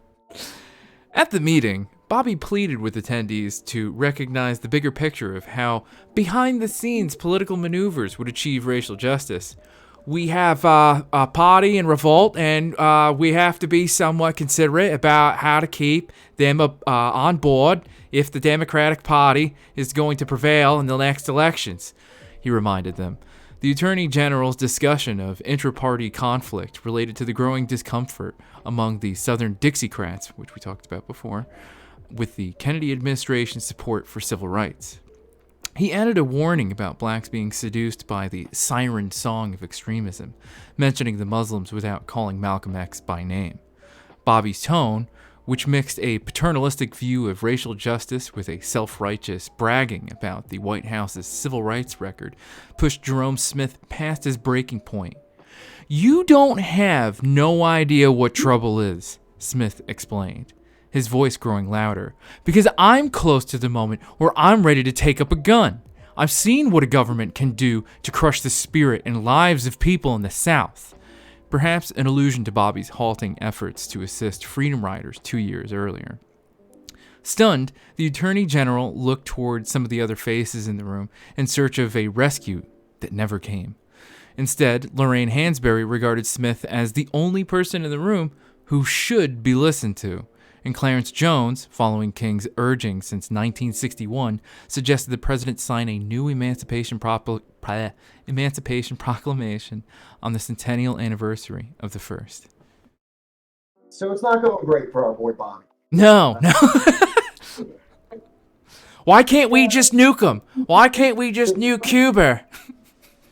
Came in here with a good idea. He was going to be slick talking Irishman that he is. He's going to smooth all this over. He's going to schmooze who he needs to schmooze. And little did he realize he was going to be in the room faced with a bunch of angry black people who are not happy about how this situation is being handled. And they're none too happy with the administration. And he's looking around like, whoa, God, you know. No one's going to save me? Really? No one's going to back me up here.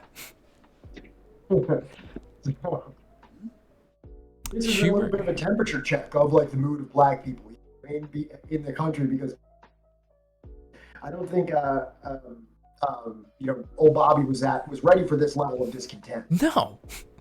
I mean, that's another thing that you got to realize is that people a lot of times will bring up the fact that, like, oh, their father, or I think it was their father or their grandfather was like a moonshine runner. You know, he was what do you call it? What's the proper name for that? Shine runner or something? I don't fucking know. My point is that they bootlegger. That's it. So like they made their money kind of illicitly, you know, and a lot of people like to harken back to that, you know. But it's like Jackie and Bobby, like they went to Ivy League schools, you know. They were raised in you know, pretty privileged, you know. So.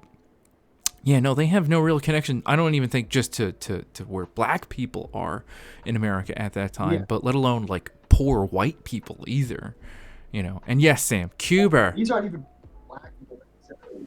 These aren't even poor black people necessarily. These are playwrights and people like that are still like, dude, it is fucked up out here. I don't know what fucking world you're living in, right? But like, your brother ain't done shit.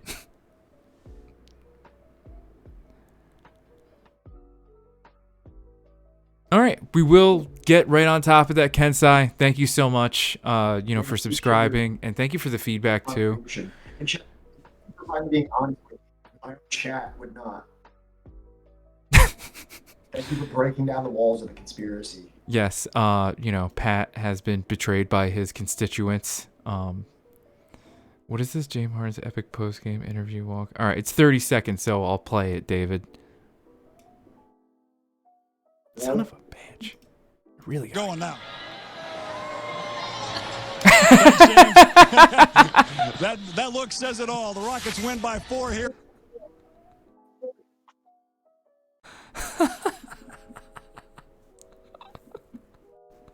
I'm sorry, David. It'll never stop happening. It's probably like right up there, right after Scottish is like one of my favorite accents, or Australian. Oh yeah, they were equivalent to a billionaire. Yeah. No, they absolutely were. They came from, the Kennedys came from money. You can tell because they still got it. It's not a Bostophobic stream. What was the term that you used the other day? Like mass hole phobia? Listen, I got family up in Salem. Yeah, see, would I be streaming with like somebody who's, you know, a fellow Bostonian if I was mass hall phobic? Also, Blood for Blood is like one of my favorite bands. Yeah. A lot of great music come out of it. White trash hardcore! That's right. That's right. This is... Okay, yeah. So this is a little snippet. So there's this book called, this documentary. Hi everyone, Mark Bar. I'm so sorry. It's a documentary, but it's called I Am Not Your Negro, which is an unfinished manuscript by James Baldwin. So that was adapted, and there's a little snippet of it that does relate to this little conversation here. Arden here at Sandy Hook Promise. I hate this. I really need to fix this. Well, you tell that to my boy tonight when you put him to sleep on the living room couch. And you tell it to him in the morning when his mother goes out of here to take care of somebody else's kids. And tell it to me when we want some curtains or some drapes and you sneak out of here and go work in somebody's kitchen. All I want is to make a future for this family. All I want is to be able to stand in front of my boy like my father never was able to do to me. I must sketch now the famous Bobby Kennedy meeting. Lorraine Hansberry would not be very much younger than I am now if she were alive. At the time of the Bobby Kennedy meeting, she was 33. That's how old I am. That was one of the very last times I saw her on her feet, and she died at the age of 34. I miss her so much. People forget how young everybody was. Bobby Kennedy, for another quite different example, was 38. We wanted him to tell his brother, the president, to personally escort to school on that day or the day after a small black girl already scheduled to enter Deep South School. That way, we said, it will be clear that whoever spits on that child will be spitting on the nation. I don't think they had that big a problem with that. He didn't understand this either. It would be, he said, a mean... I just want to go back to this real quick. Just this is somebody's grandma. Okay? She's so upset. She just can't let it go. That black person isn't gonna Yes. be in that school. Yes. The most mild-looking little girl. Yeah. Now, this is somebody's grandma, okay? And you know, show yourself, right? If this is Meemaw for you. It would be, he said, a meaningless moral gesture. We would like, said Lorraine, from you a moral commitment. He looked insulted, seemed to feel that he'd been wasting his time. Well, Lorraine sat still, watching all the while. She looked at Bobby Kennedy, who perhaps for the first time looked at her. But I am very worried, she said, about the state of the civilization which produced that photograph of the white cop standing on that Negro woman's neck in Birmingham. Then she smiled, and I am glad that she was not smiling at me. Goodbye, Mr. Attorney General, she said, and turned and walked out of the room. And then we heard the thunder.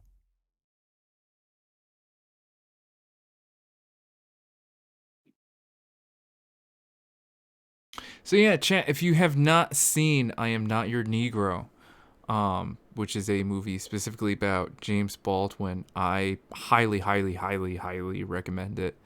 I've seen it. I think it's a beautiful movie. And I think that, James Baldwin, right, I don't think is recognized enough for just how connected he was with basically every single historical figure of the civil rights movement. He knew literally everybody. Medgar Evers, Malcolm X, King, Bayard Rustin.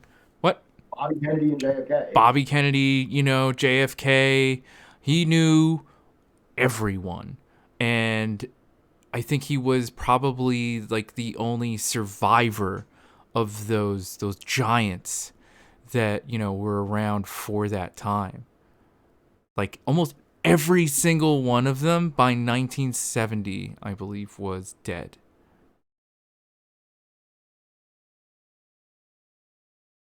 I thank God every time Johnny does this bit about migrants was one of the giant racist paratroopers escorting the kids into school as opposed to the virulent mask-off racists accosting them. My family forgot them. He did. I mean, like, look, sometimes some people, some grandparents when you're younger are actually not racist. And then as they get older, for whatever reason, suddenly adopt a new worldview that, like, is completely incongruent with who they used to be when you were a child. So that's as far as I'll go into that little snapshot into my family life. Is this me? I think so, yeah. Okay, so this is still part of this conversation with Bobby Kennedy and them, and this is Jerome Smith, remember, a freedom rider, the one who said he was ready to pick up a gun if things didn't change. Baldwin asked Smith if he would take up arms on behalf of America, not to fight America, but on behalf of America. His answer, never, never, never, struck Bobby Kennedy as unpatriotic. How can you say that? He asked, perhaps fueled by the memory of an older brother lost in action in the Second World War. The same conflict that President Kennedy served honorably in as a naval officer. Smith vowed to refuse to fight overseas for a nation that did not us our rights here. He Kennedy fumed at the raw anger unfolding for him, feeling betrayed by attendees he considered to be friends. No one would depart this meeting unscathed. Jones would be the subject of wiretap surveillance approved by Bobby in the aftermath of the meeting, and surveillance of James Baldwin and other attendees increased as well.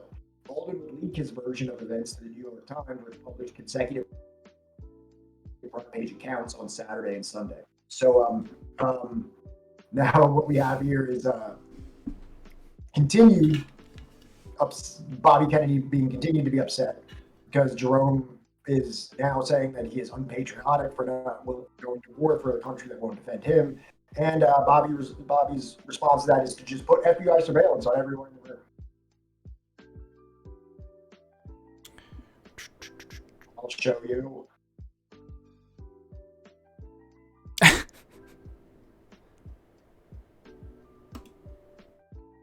Oh shit. Yeah. I'm do we got like a video after this one? I'm not recording. I don't. All right. After this one, I'm gonna mute for a second. I just gotta order my food. All right. It was all. Oh wait, no. This is Bobby Kennedy. So it's more like it was all emotion, hysteria. Bobby Kennedy angrily lamented immediately after the meeting. He contrasted the anger and sadness that at times had overwhelmed the room with the intellectual policy expertise of more practical leaders. They don't know what the laws are, he claimed. You can't talk to them the way that you can talk to Martin Luther King or Roy Wilkins. The black voices at the meeting had adopted Malcolm's outsider's view. Warnings of coming uprisings that would dwarf Birmingham and grip northern cities with greater urgency than what was currently being seen in the South. Malcolm X's militant denunciation of American democracy as nothing more than hypocrisy in the face of the nation's continued racism hovered over the Attorney General's meeting with Baldwin and the other civil rights activists. Just as Birmingham had expanded the reach and power of Martin Luther King Jr., its reverberations now thrust Malcolm X's political thought into the public in an unprecedented manner. Black folk who once could be courted as civil rights moderates were unleashing a profoundly radical critique against the gradualist policies of the Kennedy administration. Malcolm's example provided the courage for black intellectuals and activists to denounce the Attorney General to his face. For Bobby Kennedy, the meeting marked a memorably combative entree into a personal epiphany about America's long-standing racial wounds. He returned to the Justice Department both angry and emboldened, determined to increase job opportunities for blacks in federal government and strategize with the president about major civil rights legislation.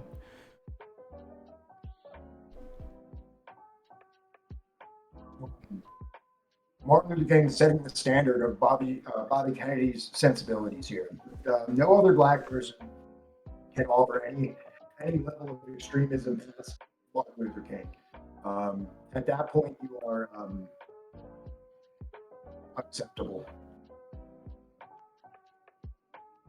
So, following all of this, you're on mute. So, following all this situation with this meeting that Bobby Kennedy had, comes Tuesday, June 11th, which may not be the most recognized date in history of America's civil rights struggle, but it would prove to be one of the most important. The drama first erupted in showdowns between segregationist politicians and incoming black students. Alabama's segregationist governor, George Wallace, began the morning with his infamous stand at the schoolhouse door, vowing to physically block a black student from integrating the University of Alabama. At the same time, Northern segregationists, led by Boston School Committee Chairwoman Louise Day Hicks, redoubled efforts to keep public schools under racial apartheid, a stance that led to the city's NAACP chapter to start a decade-long battle to integrate schools, a struggle that would symbolize the intractability of racial injustice in America. Kennedy addressed the country in an effort to turn civil rights from a political liability into a democratic touchstone that might energize the nation and produce an unexpected legacy for his presidency.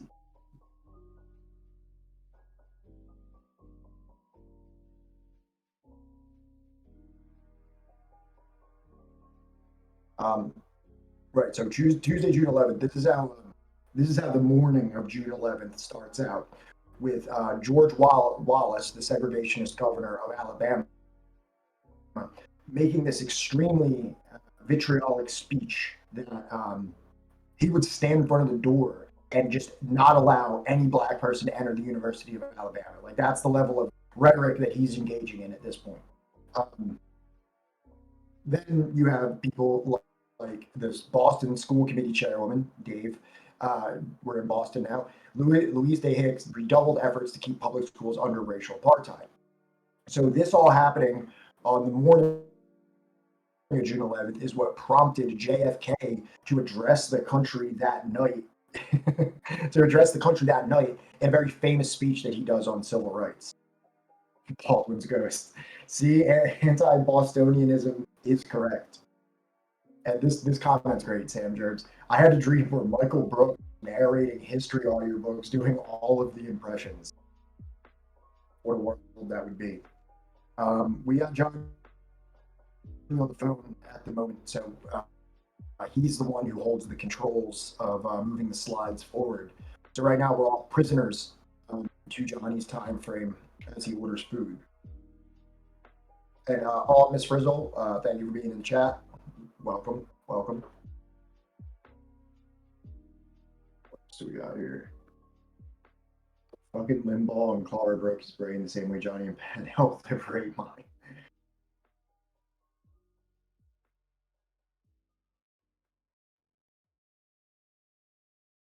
Yeah. I wish we could get these slides forward a little bit here, but it's okay.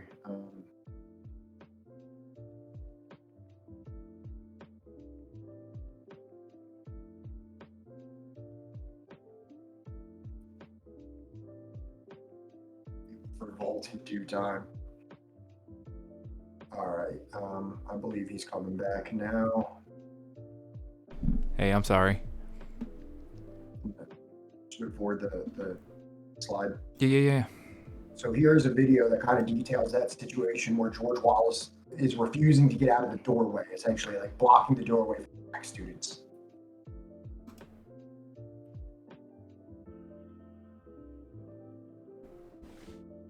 And I think when the TV started bringing some of that evil spirit that was out there into the homes, people actually, though, had different reactions. Some of them were actually ashamed of what was going on, and they wanted to get in and try to help bring about change.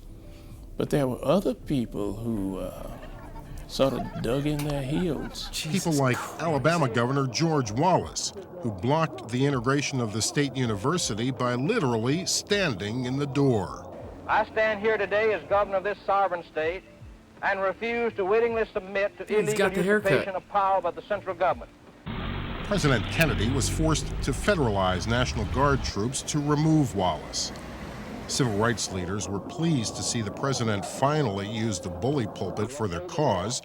But they have a right to expect that the law will be fair, that the Constitution... On June 12th, the Wallace-Kennedy confrontation was front-page news.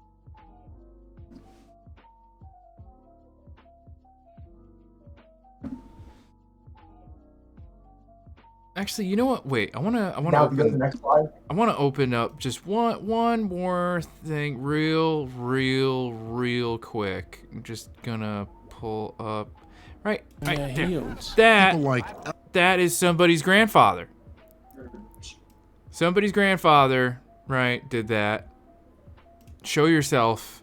Dox your grandpa. The next slide, this is Kennedy's response that same night. So that same night where that happened, where he was going to block that door, and he said that in the morning, Kennedy came on national broadcast and said this. He said, fortunately, there's a safer, easier, and faster way of doing so.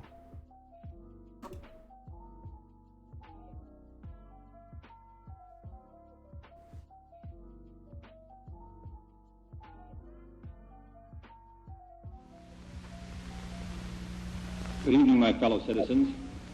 This afternoon, following a series of threats and defiant statements, the presence of Alabama National Guardsmen was required on the University of Alabama to carry out the final and unequivocal order of the United States District Court of the Northern District of Alabama. That order called for the admission of two clearly qualified young Alabama residents who happened to have been born Negro. That they were admitted peacefully on the campus is due in good measure to the conduct of the students at the University of Alabama, who met their responsibilities in a constructive way. I hope that every American, regardless of where he lives, will stop and examine his conscience about this and other related incidents. This nation was founded by men of many nations and backgrounds. It was founded on the principle that all men are created equal, and that the rights of every man are diminished when the rights of one man are threatened. Today we are committed to a worldwide struggle to promote and protect the rights of all who wish to be free. And when Americans are sent to Vietnam or West Berlin, we do not ask for whites only. It ought to be possible, therefore, for American students of any color to attend any public institution they select without having to be backed up by troops. It ought to be possible for American consumers of any color to receive equal service in places of public accommodation, such as hotels and restaurants and theaters and retail stores, without being forced to resort to demonstrations in the street. And it ought to be possible for American citizens of any color to register and to vote in a free election without interference or fear of reprisal. It ought to be possible, in short, for every American to enjoy the privileges of being American without regard to his race or his color. In short, every American ought to have the right to be treated as he would wish to be treated, as one would wish his children to be treated. But this is not the case. The Negro baby born in America today, regardless of the section of the state in which he is born, has about 1/2 as much chance of completing a high school as a white baby, born in the same place on the same day. 1/3 as much chance of completing college. 1/3 as much chance of becoming a professional man. Twice as much chance of becoming unemployed. About 1/7 as much chance of earning $10,000 a year. A life expectancy which is 7 years shorter, and the prospects of earning only half as much. This is not a sectional issue. Difficulties over segregation and discrimination exist in every city, in every state of the Union, producing in many cities a rising tide of discontent that threatens the public safety. Nor is this a partisan issue. In a time of domestic crisis, men of goodwill and generosity should be able to unite regardless of party or politics. This is not even a legal or legislative issue alone. It is better to settle these matters in the courts than on the streets, and new laws are needed at every level. But law alone cannot make men see right. We are confronted primarily with a moral issue. It is as old as the scriptures and is as clear as the American Constitution. The heart of the question is whether all Americans are to be afforded equal rights and equal opportunities, whether we are going to treat our fellow Americans as we want to be treated. If an American, because his skin is dark, cannot eat lunch in a restaurant open to the public, if he cannot send his children to the best public school available, if he cannot vote for the public officials who represent him, if, in short, he cannot enjoy the full and free life which all of us want, then who among us would be content to have the color of his skin changed and stand in his place? Who among us would then be content with the counsels of patience and delay? 100 years of delay have passed since President Lincoln freed the slaves, yet their heirs, their grandsons, are not fully free. They are not yet freed from the bonds of injustice. They are not yet freed from social and economic oppression. And this nation, for all its hopes and all its boasts, will not be fully free until all its citizens are free. Well, I mean, like, you see, the thing is, right, after they did the 14th Amendment, right, and the 13th Amendment, I don't know if anybody here has seen have you seen the documentary, The 13th? Yeah. Right? So the issue is that, like, okay, we can't discriminate people based purely on race. So what we'll do is we'll just discriminate on them legally by criminalizing every little thing that they do, right, in order to ensure that, like, you know, sharecropping remains like another avenue that we can exploit their labor, or just prison labor, you know. And the founding fathers, right, when they talk about every, like, you know, free man or whatever, when we read 1776 The Counter-Revolution by Gerald Horne, it became abundantly clear that they did not mean every man. They meant a very specific population of people to be free. Right. Also, I wonder if there was somebody at the time that was watching this that like, okay, so only those specific businesses, right? You know, like my clockmaking store can remain segregated, right? Yeah. You know, and I think that this is a really inspiring address, and I think that Kennedy did very well with it. But we also do have to always remember that this is a politician speaking in front of a camera, reading off of a script.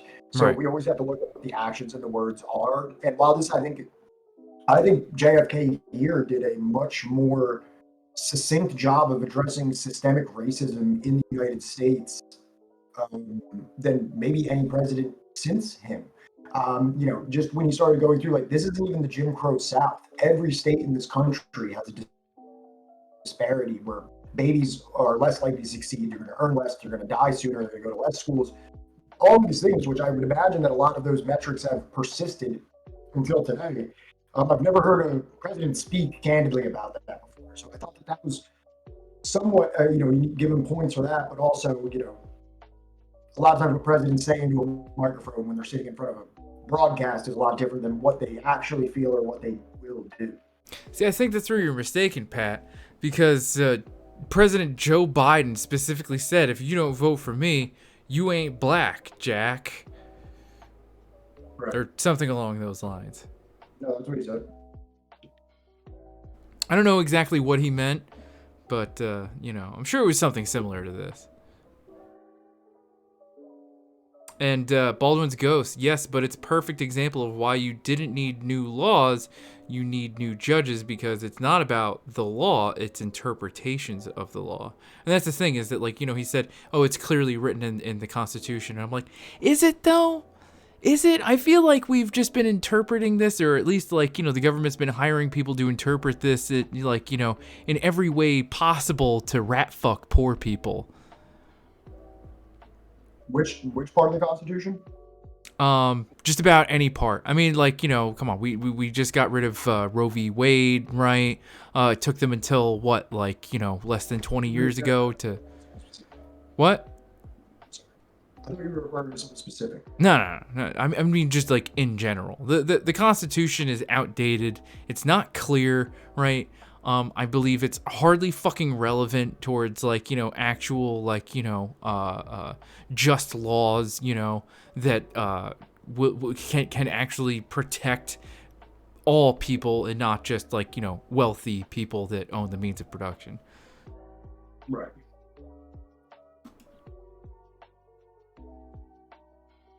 So, historical events quickly overwhelmed Kennedy's finest moment as president. Medgar Evers, the uncompromising NAACP field secretary in Mississippi, was assassinated outside of his home in Jackson a few hours after the president's speech. The next morning, Kennedy braced himself for the impact of both his speech and Evers' death. Civil rights, Kennedy ruefully observed, has become everything, he now felt.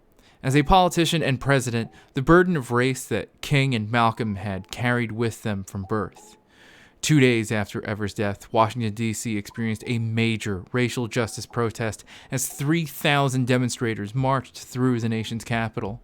The march featured several hundred white participants.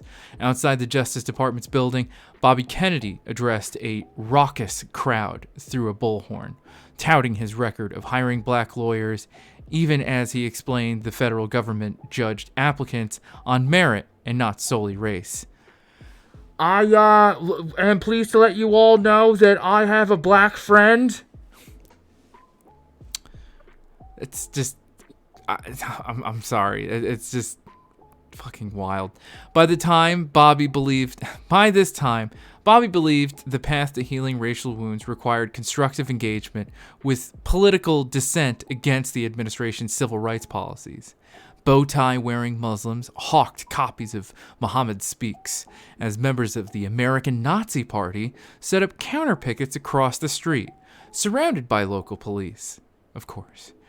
Freedom Now signs competed with more esoteric calls for no federal funds for apartheid states and the poignant Medgar shall not have died in vain. Although Malcolm was impressed with the demonstration, he balked at the demands for racial integration. According to him, whenever sheep try to integrate with the wolf, then there is a step forward for the wolf, not the sheep. An elaboration on one of his classic metaphors explaining that fair housing and fair employment acts were meaningless in a nation ruled by Jim Crow. Oh, what the fuck? Goddamn wheel. So, we have that inspiring speech by JFK where he's addressing all these systemic racist issues. And then just a few hours later, this man, Medgar Evers, loses his life being assassinated by a KKK member. And then you have Nazi party demonstrations outside of the Capitol. Which is like... Short video on Medgar Evers. It's crazy to think, especially at this time, because, like, World War II was, like, 20-something years ago? Barely? Like... I didn't even think about that. Like, off the heels of this, like, anti-Nazi movement. I mean, that's pretty much extinguished by the Red Scare at that point. People are like, Nazis, I don't know. Maybe they weren't all bad. Maybe they were onto something. Medgar Evers was born in Mississippi, July 2nd, 1925. There were few opportunities afforded to him as a black man. When World War II broke out in Europe, Evers joined the army, fighting alongside white soldiers from around the world. It was in Europe as a young man that he came to realize how restrictive Jim Crow segregation was in the South and in his home state of Mississippi. Upon returning Love home you from too, the Sam. war, Evers took advantage of the GI Bill to attend Alcorn College in Mississippi. Have a good night, good sir. While majoring in business administration, Evers took time out of his studies to woo fellow undergrad Merle Beasley. After a year-long courtship, the pair married and started a family in Mississippi that would eventually include 3 children. Inspired by the monumental Brown versus Board of Education decision, Evers quit his stable job as an insurance salesman to put his talents to work for the civil rights movement. Although his efforts to integrate the University of Mississippi Law School failed when they did not admit him, the NAACP took notice of the ambitious Evers and appointed him their first field secretary. This is a man who for 8 or 9 years organized in a state where civil rights workers would disappear. To be a member of the NAACP and to be the front person of that organization in the state was a remarkably courageous act. Evers quickly settled into a job of shaking up the establishment. Focusing on crimes against blacks, he set up boycotts against white-owned businesses that practiced discrimination and helped investigate acts of violence, such as the Emmett Till lynching, where a 14-year-old black boy was lynched for just talking to a white woman. Who lied? Evers' position as a symbol of the civil rights movement solidified with his attempts to get... What are you saying, Pat? She admitted it on her deathbed, right? Yeah. Yet fellow African-American James Meredith admitted to the previously all-white University of Mississippi. Although Meredith was admitted to the school, race riots broke out, leading to the death of 2 white people. Angry white supremacists sent death threats to Evers, hoping that fear and intimidation would curb his efforts to integrate the... Remember, this is somebody's grandfather. This is somebody's grandfather. All these people are likely someone's grandfather. South, but Evers had fought too hard to stop now. The tides were changing, and Evers was proud to be leading the cause.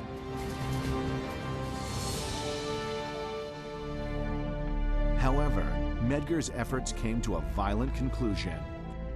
On June 12, 1963, as Evers was returning home from an NAACP meeting, KKK member Byron De La Beckwith shot Evers in his driveway as he was getting out of his car. Evers was killed instantly.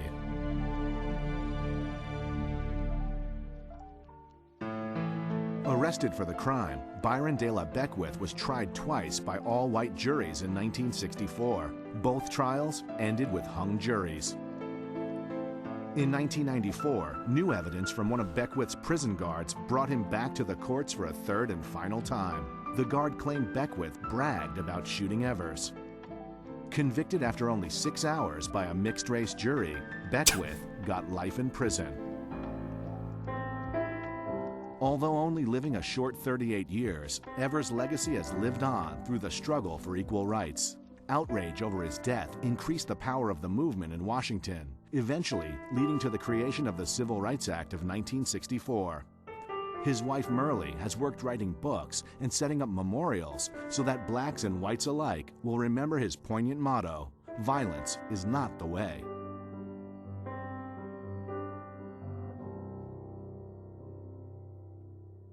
It is okay to be so stressed and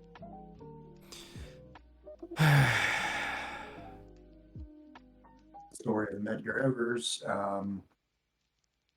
Definitely interesting to note there the situation about the man who shot him, who was pretty much able to live his entire natural life free, and then kind of got a little bit of a little clip at the end there. But reminds me of like Rios Montt or Pinochet, where like at the very end of their life, like there starts being some court proceedings where they're like, "Hey, wait a minute," and they're just like, Hang on here a minute. yeah, they're like just too old to ever really stand trial for their crimes in any meaningful way. Right. I mean, like, you think that's bad? Take a look at Franco in Spain. I think pretty certain he died, like, you know, just peacefully in his bed in his home. So, is this me or you? This is me, I believe. Okay. So President Kennedy sent a civil rights bill to Congress on June 19, 1963, designed to reach the goal of racial integration that Malcolm disparaged. The bill included provisions banning racial discrimination in public accommodations, eliminating funding for federal programs that excluded blacks, and giving the Justice Department broad powers to file lawsuits to desegregate schools. It would be the strongest piece of legislation in support of black equality passed in a century. But its prospects seemed cloudy at best, since Southern Democrats were destined to wage war against the bill. Martin Luther King Jr., A. Philip Randolph, James Farmer, Roy Wilkins, and the Urban League's Whitney Young convened at the White House with the president 3 days later to strategize. But Kennedy and the group talked past each other. Randolph planned to organize a march on Washington for jobs and freedom that would be a peaceful show of support as well as a subtle display of power. The idea first originated in 1941 when younger Randolph pledged to bring 100,000 blacks to Washington to protest racial exclusion in the military and defense firms. President Roosevelt blinked and signed an executive order banning racial discrimination in defense industries. But the notion of the march had percolated through the movement ever since. Kennedy pleaded with the group, oppose demonstrations which will lead to violence, and give Congress a fair chance to work its will, lest a rally antagonize officials willing to vote yes, but not while under visible threat. So Kennedy, ever political, playing the role of a politician, saying, let's not get it too violent, think about the people, they might say yes, but if you intimidate them, they'll say no, just as a reaction.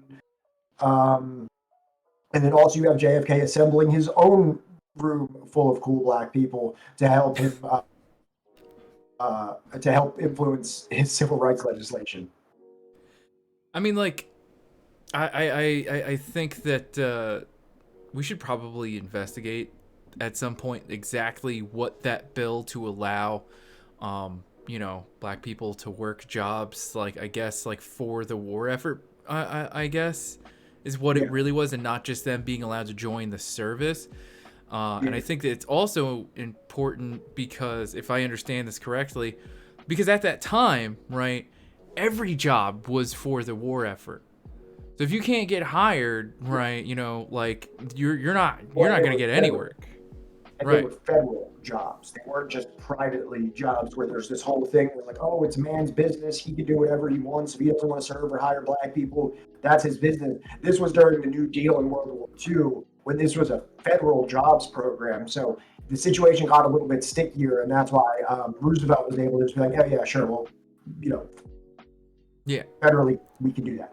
When we get to the civil rights issue, now we're getting into this thing of like, what are my personal liberties? Well, you know, I shouldn't have to bake a cake for a gay couple. I shouldn't have to serve black people. I should be able to sit black people over there if I want. This is my business. This is America.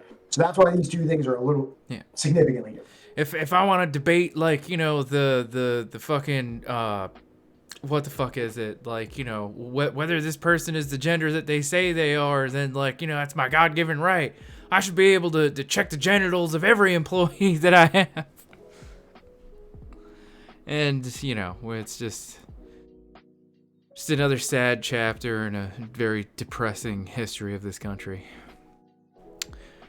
Kennedy had found, however, belatedly, and at times begrudgingly, common ground with King's political calculus, which believed racial progress required a national crisis to foster the unity necessary for substantive change. After the meeting, Kennedy summoned King for a private chat in the Rose Garden. The president dropped a bombshell allegation, courtesy of FBI Director Hoover, that 2 of King's aides, Stanley Levison and Jack Odell, the black head of the SCLC's New York office, were communists and would need to be immediately dismissed.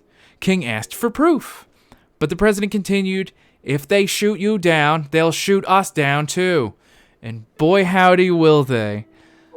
Kennedy now recognized King as a fellow... I didn't even think about that snippet of dialogue between JFK and Martin Luther King, just standing across from one another, and JFK's like, "Listen here, kid, they'll shoot you, they'll shoot me."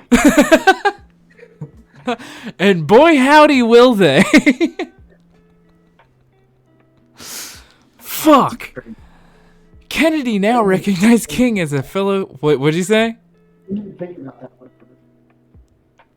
God, your audio's cutting out hard today. What'd you say? I said I didn't even think about it. Yeah. So, Kennedy now recognized King as a fellow statesman whose political fortunes were closely tied to his own. King left the White House with plans to sever ties with Odell. What? But to retain Levison, who, in the years since Montgomery, had become a close personal friend. The president's suggestion during their private chat that he was under surveillance worried King, who joked with his aides that Kennedy took him out to the Rose Garden because Hoover had bugged the Oval Office, which honestly, yeah, probably. Yeah. You know, I feel like the first part of this paragraph harkens back to me personally, 9/11.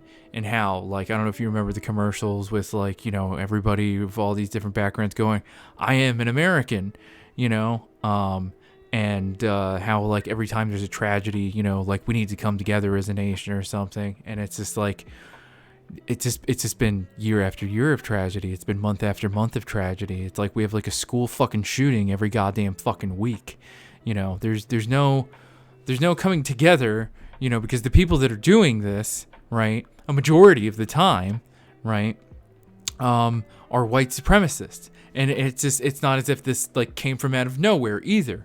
Like, we go back to here, to this book, and you have white supremacists blowing up churches, blowing up, you know, community places, colleges, right? You go back before this, right? And you have the fucking Klan causing the Great Migration. You go even before that, and it's white people, you know, genociding indigenous people, right? And there's just a constant through line throughout American history of white supremacy. It never just, like, you know, came up out of nowhere. It's not like the Nazi Party of America fucking just sprouted from out of nowhere. There had to be people that, like, were what's that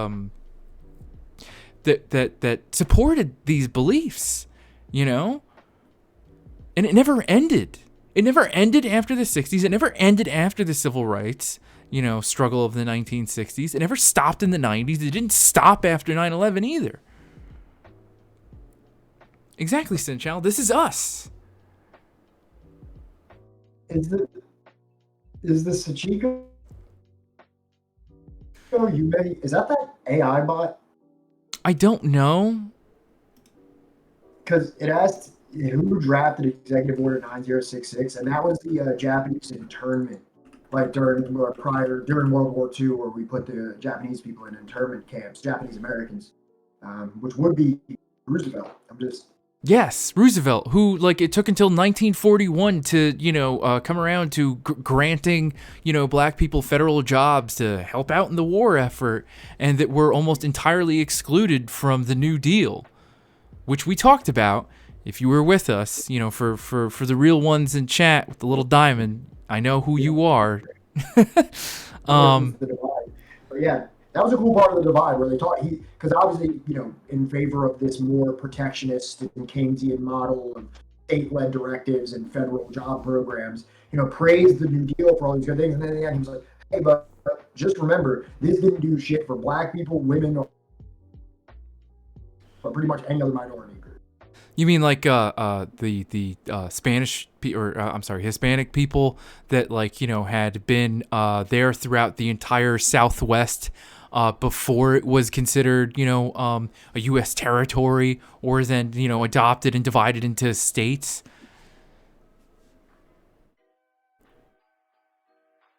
And yes, effusive stoic. There's the pogroms in Tulsa, Rosewood, amongst others. They were often referred to as race riots, as if it was like a both sides fucking thing and not just white terror upon black communities. And let's not forget, do you remember the two almost equal outcomes to the survey that people asked, how did you feel when Martin Luther King died? Yeah. One was sad. Most people by 2 percentage points said sad.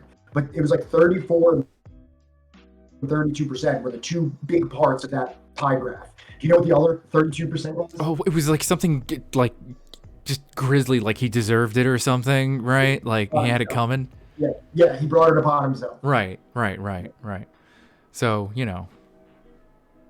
thank you. Roosevelt will be the acceptable prompt for who drafted Executive Order 9066. That's a real person that is trolling as an AI bot. That's my hope. God, my camera's out of focus. My audio sucks. I'm just it's okay. It's all right, buddy. It'll be all right. Just put your hand up. Put your hand up. You did it the other time. It worked out all right. And then All right, let's go to the next slide.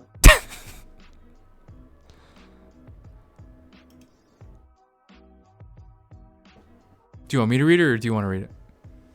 No, I'll read it even though I'm in censor mode.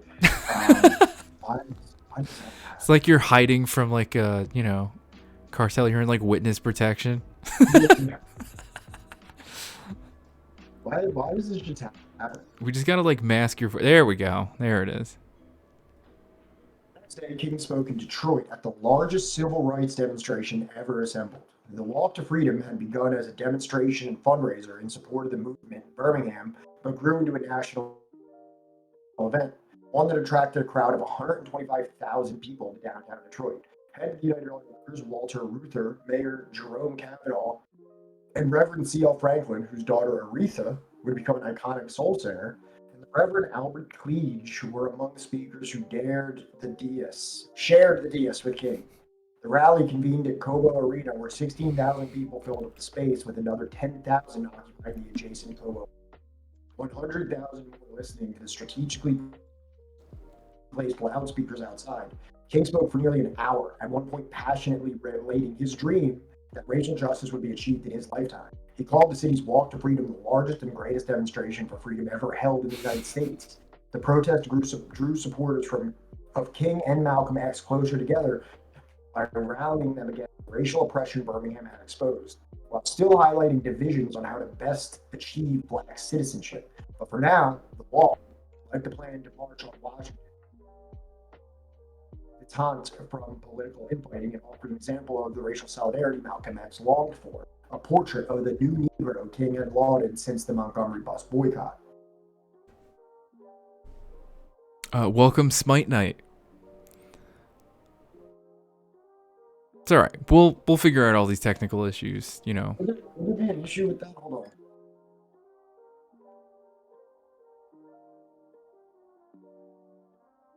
on. Was it using your computer mic?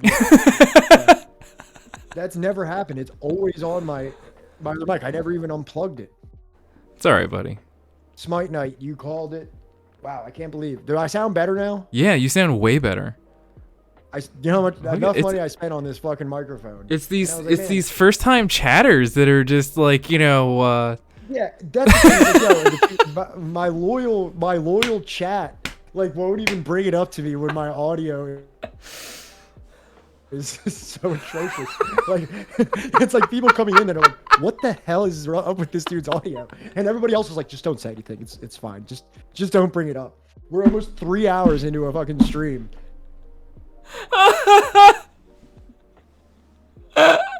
Smart Mike, shout out to you. Thank you. Oh my god. Jesus Christ, man. Well, you know, listen, this is a blue collar stream setup. Okay, you know what I mean. We're here for the books, and the history, and the analysis. I'm not here for the chords and the settings and the technical aspects. I just thought, oh man, his connection's just particularly shit today.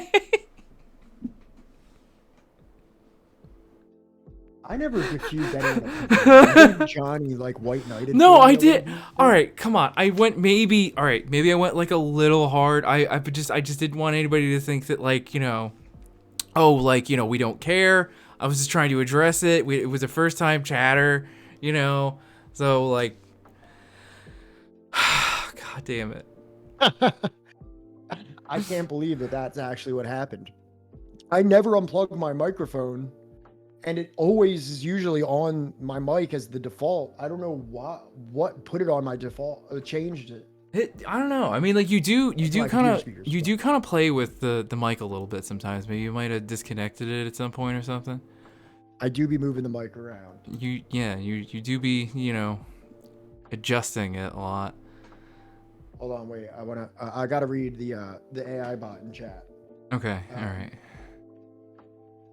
I apologize. I do not align with any political affiliation or seek to demean anyone based on ethnicity, rationality, or religious beliefs. If my response facilitates a negative response, it is not intentional.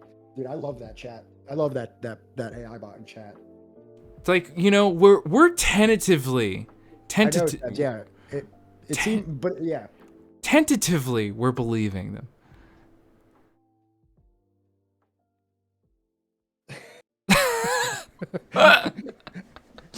we get banned for bullying a bot in our chat. We're like harassing on it.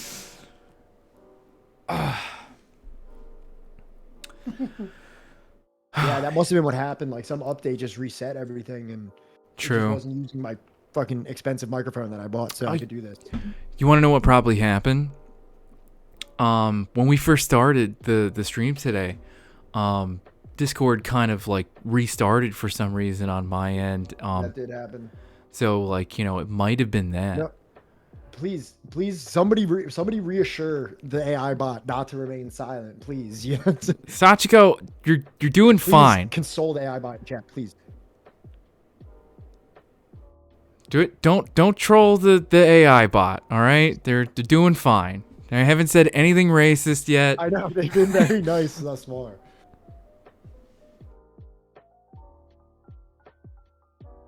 No, I did not see the thing about the Bing chat bot going psycho. Can I raise Pat's volume a little? Yeah. I just lowered it because he was like clipping, earlier. I think I can raise it right here. Hold on. Does it sound better? Oh, that sounds like way better, man.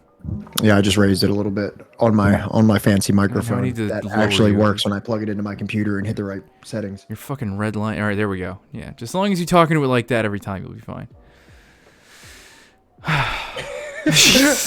Okay, I will continue to participate in the conversation. Thank you, Sachiko. I don't know how you're able to discern our audio, especially with the way Pat's audio was this whole time, but we'll believe you for now. All right, so did we already do this slide? Yes.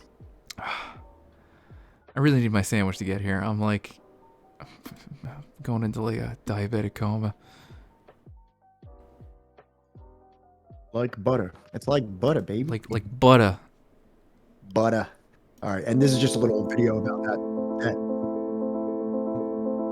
Detroit demonstration.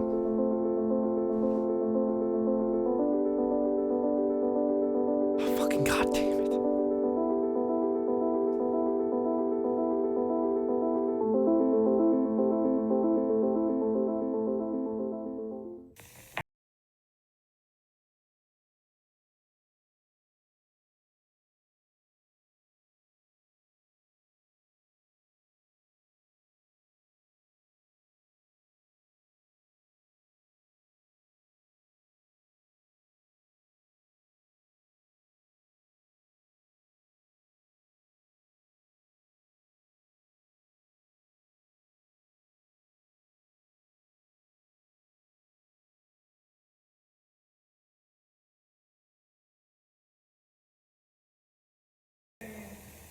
Is wrong.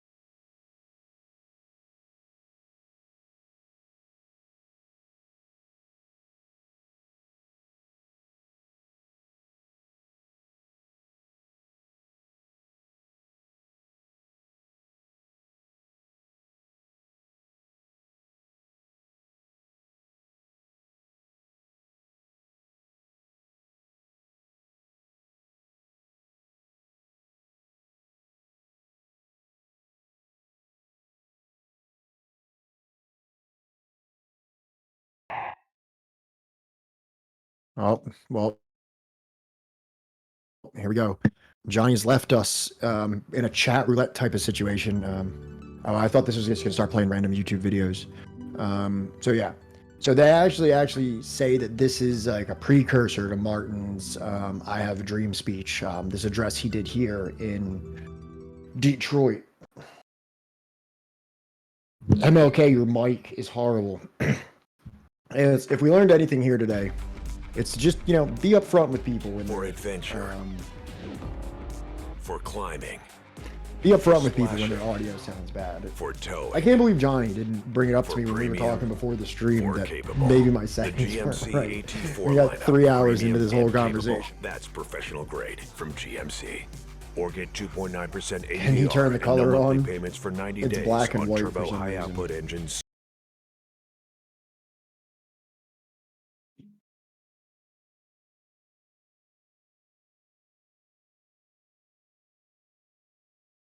Okay. Uh-oh.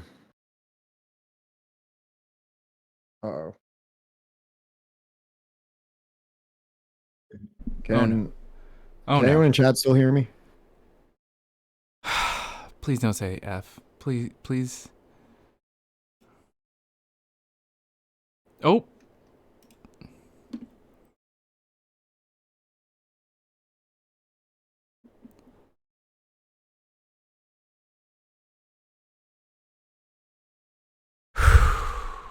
Nope. It didn't save that time. Hang on.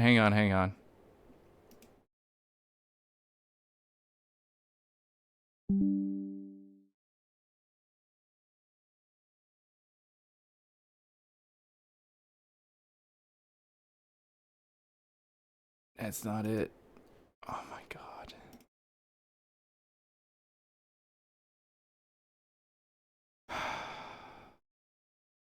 Okay. Woo! All right. Saved it. Johnny walks away for 30 seconds. I was just grabbing my food. God damn it. Sorry, everybody. We're batting 1,000 today over here at Subversive History. We really are. But I'm getting real good at like catching this thing when it's fucking up. So don't call it a comeback. All right. But give me 1 second. I think this is my read here. Yeah, take it because I'll be right back. All right. The day after his allies cheered. I don't know what the hell happened there. I copy and paste these out of a out of the PDF. So I don't know how the day after some of his allies cheered King in Detroit, Malcolm appeared on television blasting the movement and its most prominent leader. In the short film, The Negro and the American Promise, broadcast on June 24th, Malcolm excoriated King during a conversation with the black psychologist Kenneth Clark as the best weapon that the white man who wants to brutalize Negroes has ever gotten in this country. Malcolm defined his own political goals as including a moral reformation capable of attracting blacks to God's side. In contrast with white racists unable to participate in the kingdom of brotherhood, asked by Clark if blacks were citizens, Malcolm answered bluntly, if they were citizens, you wouldn't have a race problem. He characterized the 13th, 14th, and 15th Amendments that respectively had ended slavery, established citizenship rights, and guaranteed voting rights as little more than hypocrisy. The same word he used to describe the long-delayed integration of the nation's public schools. The ghost of J. Edgar Hoover is tampering with our stream and our microphones and our settings, and is causing a lot of disturbances here in our commie broadcast. So, got to wait for Johnny to get back before we can move forward from this slide. So, this is after the very large rally. So, just to get like the timeline together here. So, June 11th is the day that there was that anti-integration standoff. Then at that night, Kennedy made that big address about civil rights. Then that same night, the civil rights activist was murdered. Then there was a massive march on Washington. Then King did the largest civil rights gathering ever in Detroit. And now we're at June 24th. This is only 13 days after that, where this all began with that with that guy saying that the governor saying he was going to block black kids from the University of Alabama. So we're only 13 days past that. Was an eventful week that year. Yeah. So we can go forward and now. So there's this So Negro and the American Promise is a broadcast that was made by James Baldwin. What we came in on, if you were here when we were, prepping the stream, that video we watched in the very beginning was James Baldwin's portion of this. So this is Malcolm X's portion of it, and it addresses a lot of the things that are going on. No, this is done by those who were guilty of all those things that the counterpart of all those things you just mentioned. The white people who were guilty of white supremacy try and hide their own guilt by accusing the Honorable Elijah Muhammad of teaching black supremacy when he tries to uplift the mentality, the social, mental, economic condition of black people in this country. And Jews who have been guilty of exploiting the black people in this country economically, civically, and otherwise hide their guilt by accusing the Honorable Elijah Muhammad of teaching, of being anti-Semitic, simply because he teaches our people to go into business for ourselves and try and take over the economic leadership in our own community. And this other thing, white supremacy, anti-Semitism, and what was the other? And hatred. And hatred. And since the white people collectively have practiced the worst form of hatred against Negroes in this country, and they know that they are guilty of it, now when the Honorable Elijah Muhammad comes along and begins to list the historic deed, the historic attitude, the historic behavior of the white man in this country toward the black people in this country, again, the white people are so guilty that they can't stop doing these things to make Mr. Muhammad appear wrong, so they hide their wrong by saying that he is teaching hatred. History is not hatred. Actually, we are Muslims because we believe in the religion of Islam. We believe in one God. We believe in Muhammad as the apostle of God. We practice the principles of the religion of Islam, which mean prayer, charity, fasting, brotherhood. And the Honorable Elijah Muhammad teaches us that since the Western society is deteriorating, it has become overrun with immorality, that God is going to judge it and destroy it. And the only way black people who are in this society can be saved is to not integrate into this corrupt society, but separate ourselves from it, reform ourselves, lift up our moral standards, and try and be godly instead of try and integrate with God instead of trying to integrate with the white man, or try and imitate God instead of trying to imitate the white man. It has been suggested also that this movement preaches a gospel of violence. No, the black people in this country have been the victims of violence at the hands of the white man for 400 years. And following the ignorant Negro preachers, we have thought that it was godlike to turn the other cheek to the brute that was brutalizing us. And today, the Honorable Elijah Muhammad is showing black people in this country that just as the white man and every other person on this earth has God-given rights, natural rights, civil rights, any kind of rights that you can think of when it comes to defending himself, black people we should have the right to defend ourselves also. And because the Honorable Elijah Muhammad makes black people brave enough, men enough to defend ourselves no matter what the odds are, the white man runs around here with the doctrine that Mr. Muhammad is advocating violence when he's actually telling Negroes to defend themselves against violent people. I see. Well, Reverend Martin Luther King preaches a doctrine of nonviolent insistence upon the rights of the American Negro. What is your attitude toward this philosophy? The white man pays Reverend Martin Luther King, subsidizes Reverend Martin Luther King, so that Reverend Martin Luther King can continue to teach the Negroes to be defenseless. That's what you mean by nonviolent. Be defenseless. Be defenseless in the face of one of the most cruel beasts that has ever taken the people into captivity. That's this American white man. And they have proved it throughout the country by the police dogs and the police clubs. 100 years ago, they used to put on a white sheet and use a bloodhound against Negroes. Today, they have taken off the white sheet and put on police uniforms. They've traded in the bloodhounds for police dogs, and they're still doing the same thing. And just as Uncle Tom, back during slavery, used to keep the Negroes from resisting the bloodhound or resisting the Ku Klux Klan by teaching them to love their enemy or pray for those who use them despitefully. Today, Martin Luther King is just a 20th century or modern Uncle Tom or a religious Uncle Tom who is doing the same thing today to keep Negroes defenseless in the face of attack that Uncle Tom did on the plantation to keep those Negroes defenseless in the face of the attack of the Klan in that day. But the goal of Dr. King is full equality and full rights of citizenship for Negroes. The goal of Dr. Martin Luther King is to give Negroes a chance to sit in a segregated restaurant beside the same white man who had brutalized them for 400 years. The goal of Dr. Martin Luther King is to get Negroes to forgive the people who have brutalized them for 400 years by lulling them to sleep and making them forgetting what those whites have done to them.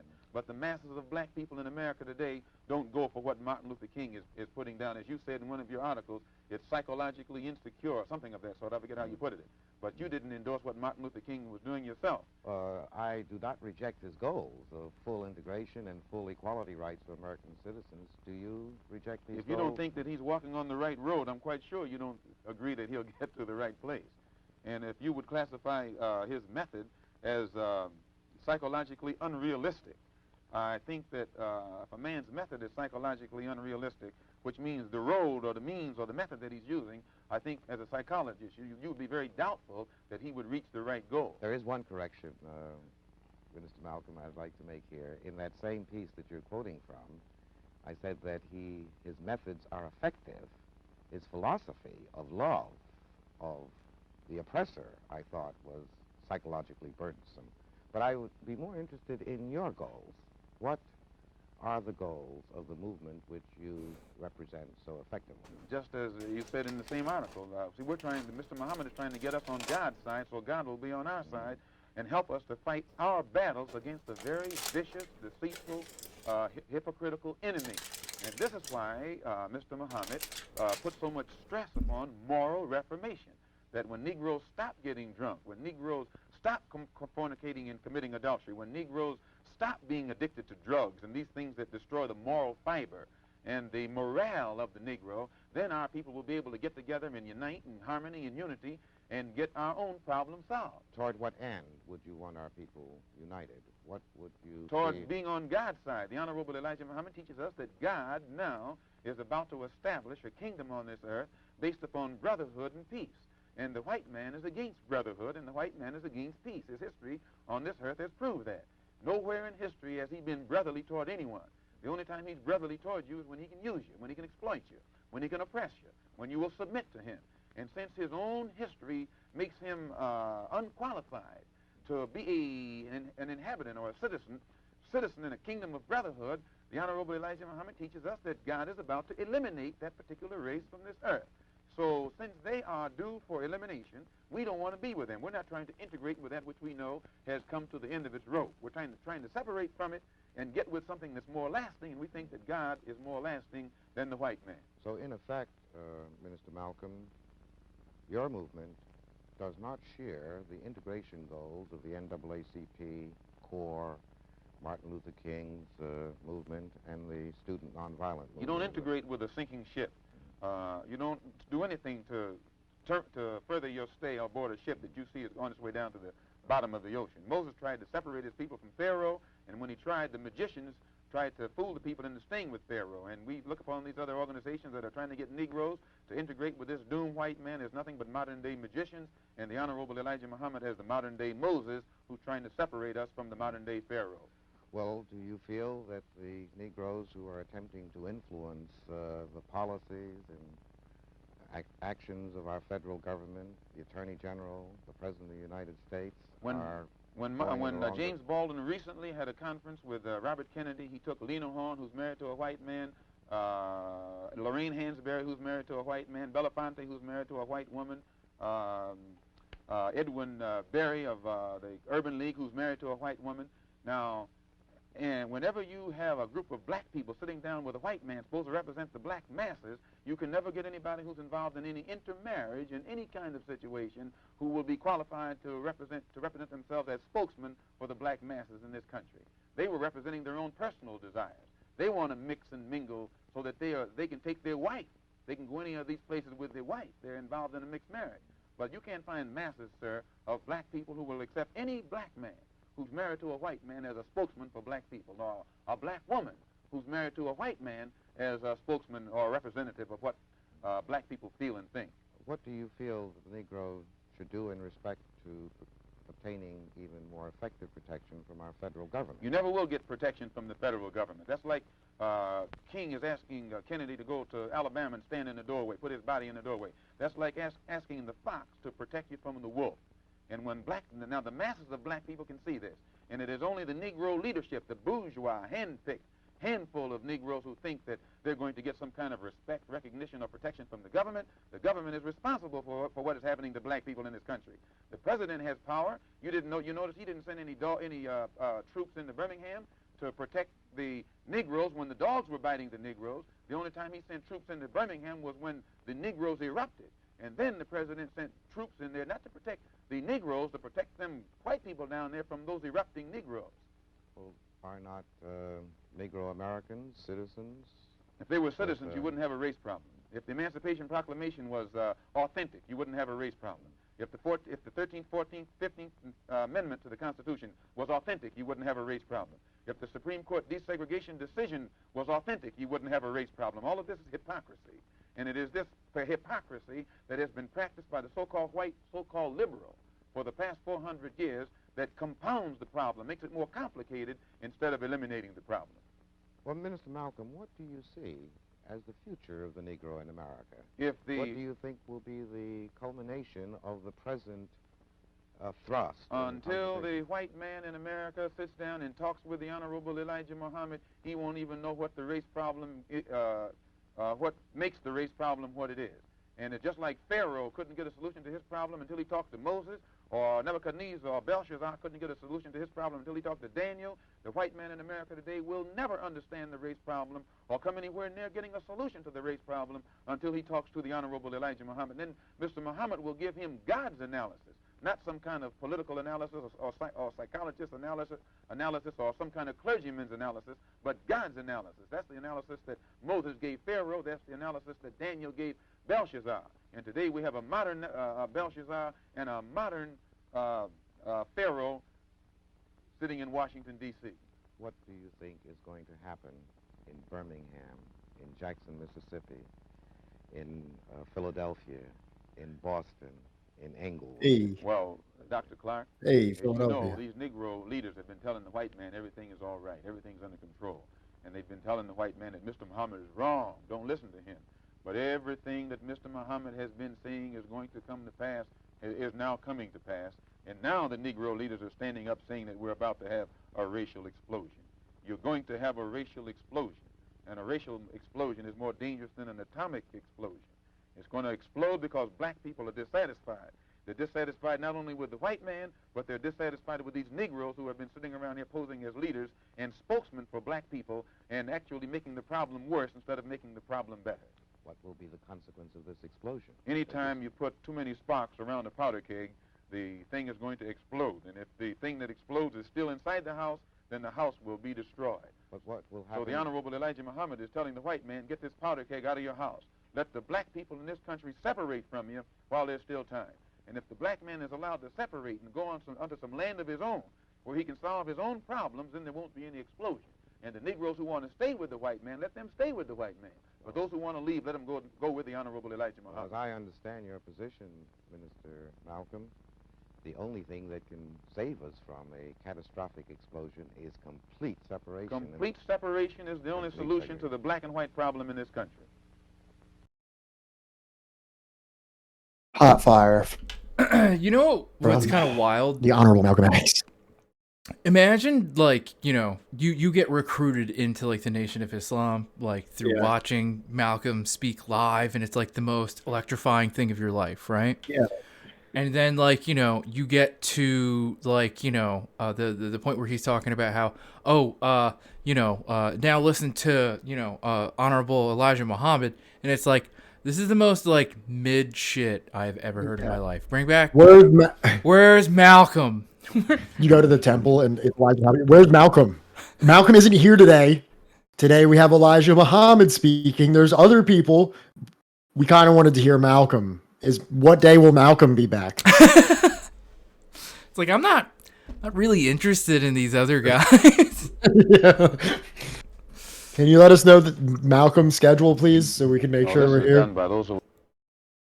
Like, I'm sure Elijah Muhammad. I'm sure this Elijah guy is great, but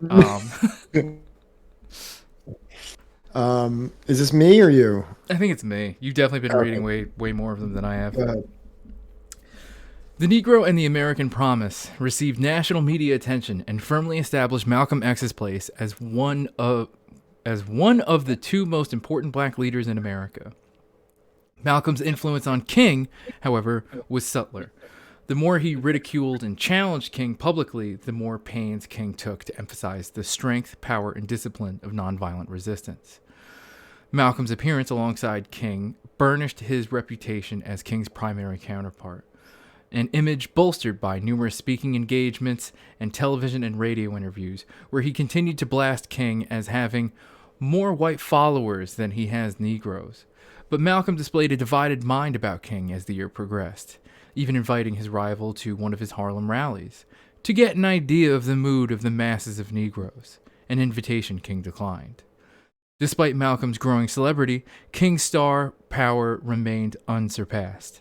The political reckoning with King and the Kennedy administration that Malcolm craved would require traveling away from Harlem to unfamiliar territory. For Malcolm, it proved to be a dangerous gambit that would find him turning one of King's greatest triumphs into the inspiration for his own political future. That may be the last slide. No way. Bullshit. Yeah, that's our last slide. Fuck.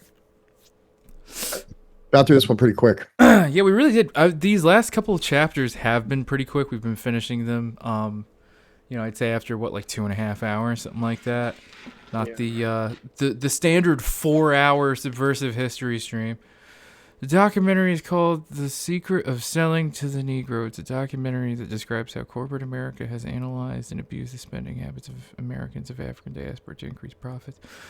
Fuck it. Yeah, I'll allow it. I'll allow it. Thank you, chat bot. I don't know if this documentary is shit or not, but sounds pretty neat. It makes sense. For an AI, you make a lot of sense. Yeah. Yes, PVK, I would say that they do. Man, I'm sorry. I'm like really tired today. I don't know what's up with me. I'm like, all of my cylinders are not being fired from. Yeah, an engine will work something like that. What are you eating, dude? It's a sausage, pepper, and onion sandwich. Hey. Hey. Oh, hey. Oh. Oh.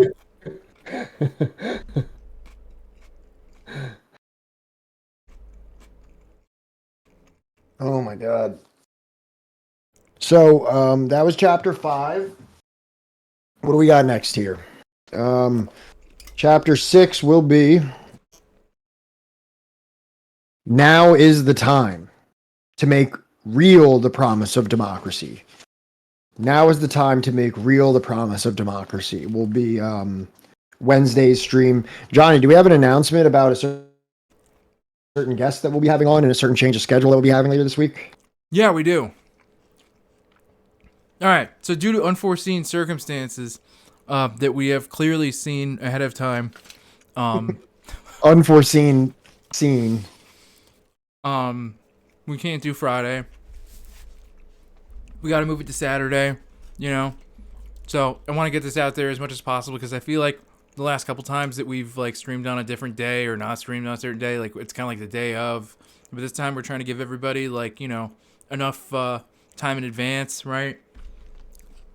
I'm sure we'll interfere with your other favorite streamers, you know, but we're going to be having a guest, Lena from the Work Stoppage podcast, right? I want to see if I can pull it up real quick.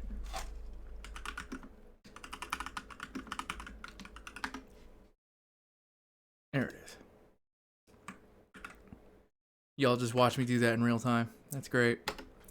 Doing great. I am the best streamer. So anyways, Lena's going to come on and she's going to talk to us about how, I don't know if y'all remember, the strike that was strucketh down by the government to save Christmas and how that directly influenced the thing that happened in East Palestine, Ohio, and how it's like, you know, just like the worst chemical like spill in like U.S. history, and how we're going to be suffering from the effects of this for the rest of our lives, you know, as long as like we continue to live on this continent. And you know, there's going to be like a lot of like adverse health effects for a lot of people, a lot of food that'll be contaminated, and why it's like this. Why was there a mushroom cloud of toxic chemicals that could be seen from space, Pat? I don't know. Hopefully someone can come on and tell me about it, though, because I don't know why. If only some Twitch program would have someone knowledgeable on to ask these questions that you're presenting me that I just don't have the answers to. Do you happen to know anyone that would be engaging in such dialogue? Somebody that could tell us what happened with the union negotiations and why they only wound up with one sick day and no further safety regulations? Yes, those questions. Why to those things? Well, you'll just have to tune in on fucking Saturday instead of Friday, same time, 6 p.m. EST, to find the fuck out.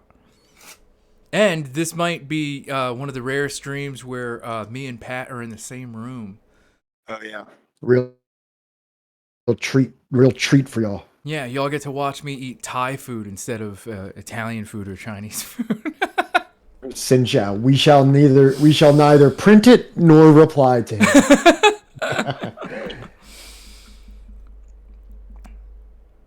Booty Giggle sent a Norfolk Southern a mildly derisive letter, though.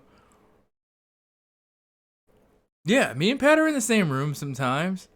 Well, once. That's like a sum. Verifiably once. It's like a sum. Oh yeah, no, and everything's the same for this Wednesday. This Wednesday, you know, we're going over chapter 6. We're almost halfway done with this book. We're over halfway done. We're over halfway done with this book. I stand corrected. Let's pull back the what's it called? Let's break down the third wall. Let's talk a little behind the scenes real quick. So I have a question that I want to pose to you, Johnny. All right. The next chapter is only It's only 14 pages. Only 14 pages, chat. Do you want to combine it with the next one, which is 26? So that's a total of like 30 something pages. Yeah.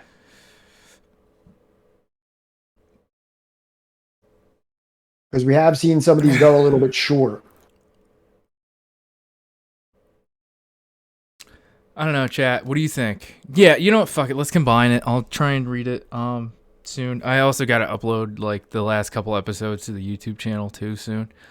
Yeah, because then we can got to get through this book a little bit faster too, because it'll be fun to start a new book. I love this book, and I really love that. Like, I feel like I know a lot more about this situation, like hundreds of times more about the civil rights movement than I did before we embarked on this project. But it would also be fun to crack a new book. So. Yeah. How funny would it be though, Sinchal, if like literally I just like walked off camera and you just saw me like walk behind Pat? Yeah.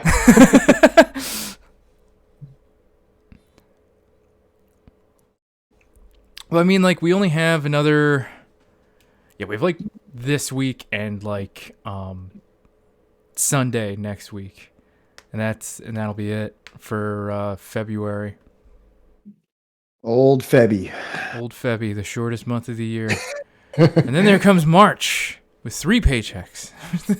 Oh yeah, I get the 3 paycheck March. I've been looking forward to that. Yeah. So I love the movie The Prestige, Robo Gaming. Yeah. All right. Let's combine the next chapter because there's only how many left in here? I got to open up my PDF. All right, 6, 7, and then we would have 1, 2, 3, 4 chapters left. Do we have enough time in the month? If we do 2 Wednesday, maybe we should combine, what the fuck is it? Like the next 2 and then finish out, on the 26th with chapter 10. That'd be cool if we can get that together. Yeah. All right. That sounds good to me, honestly. All right. Cool. Yeah. Double header. You heard know? What? David called it a double header. Double header. There you go. Yeah, so we'll try and do that, and then I think what did we agree on for the next book? I think we were saying Washington Bullets, but can I give kind of a hot take here, and maybe I'll get everybody in chat here to let us know what we should do. So there is Washington Bullets. It's a short book. It would be essentially perfect to cover on the stream. But my one issue was that, and you can tell me if I'm wrong, I'm not, everything that's covered in Washington Bullets is covered with much more in Killing Hope. And would it be cool to just go through like Killing Hope so that we could just cover like the entirety of like CIA covert operations from like its inception to the 90s? Like, would that be better? I might be crazy. Killing Hope is in the book that you are constantly referencing. I constantly reference it. Constantly. Does Killing Hope also talk about like the AFL CIA? I'm not sure.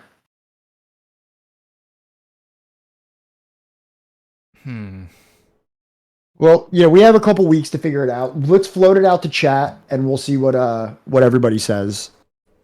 And Johnny, you can veto that as well. You know what I mean? Like, I don't want to just be dictatorial. You're not being dictatorial. I mean, you do reference it a lot for a book that we've never read. Meanwhile, like, we never even finished 1776, but we reference that constantly. Yeah, true. So I don't know. Yeah, I'm kind of with Hash Kush here, and hey, Potato King, you made it just in time. So that's another thing. Sinchao says that a lot of them have already read Washington Bullets. So like, true. Yeah. So like, the only thing about it is that it's not really like in chapters; it's in countries. You know what I mean? Right. Like, and sometimes they're only a few pages long, or sometimes they're only like a page and a half long. So we're gonna have to like have like a series of them or like, unless it's a long one, but we'll have like series of them every day where we're just going to run down countries and talk about the details of the CIA coups and destabilization campaigns that happened in each one. So if we do that, we're going to go over like between like a month's time, we're going to cover like dozens and dozens and dozens of countries and incidents. And we'll just like have like a complete blueprint of it by the end, which is kind of cool. Robo Gaming, World War Z, the book, 1,000,000 times better than the movie. The World War Z book was just fucking amazing. Here, yeah, Johnny, right. Fuck it. Can you bring this up? What? So this is not just, I'll put this in chat, so if anybody else wants it. That's the Killing Hope PDF. If you want to, can you open that up on stream real quick and just show everyone kind of what it would look like? This is what it would look like if you were reading at home in your own computer or whatever the fuck it is you read PDFs on. Killing Hope. Oh, and hey, what's up, Potato King? Good to see you. Thanks for stopping by. So, yeah. Fuck. Oh, fuck. So this is how it's broken down. It's not even chapters. It's just everything. It just goes country by country, and it revisits the same country multiple times for multiple destabilization campaigns. Just go down. Let me see how many are actually in it. It keeps going?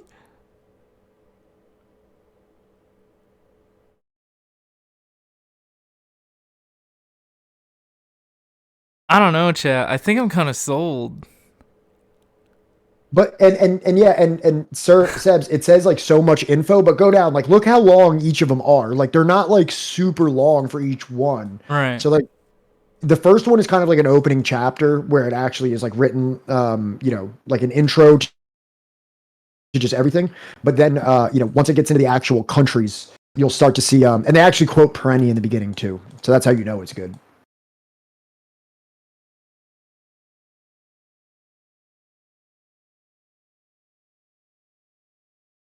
Oh, wow. Oh, nice. Cool, Wilco. Awesome that you attended the anti-war rally. Doing the stuff that's probably way more important than whatever the fuck it is we're doing. Yeah, whatever this is. Whatever the fuck this is, glad you made it back safe. Glad that, you're all right. To be fair, around 100 more are just intro notes and others. Reading that what? What am I doing? Is this? I'm not opening this on stream. I swear to God, if you're mocking me, David. Yeah, Sam Gerbs, you can add so much content and history and videos and stuff to that too. Amazing from an educational content perspective. What is that? What is this? It's a link that David fucking put in chat.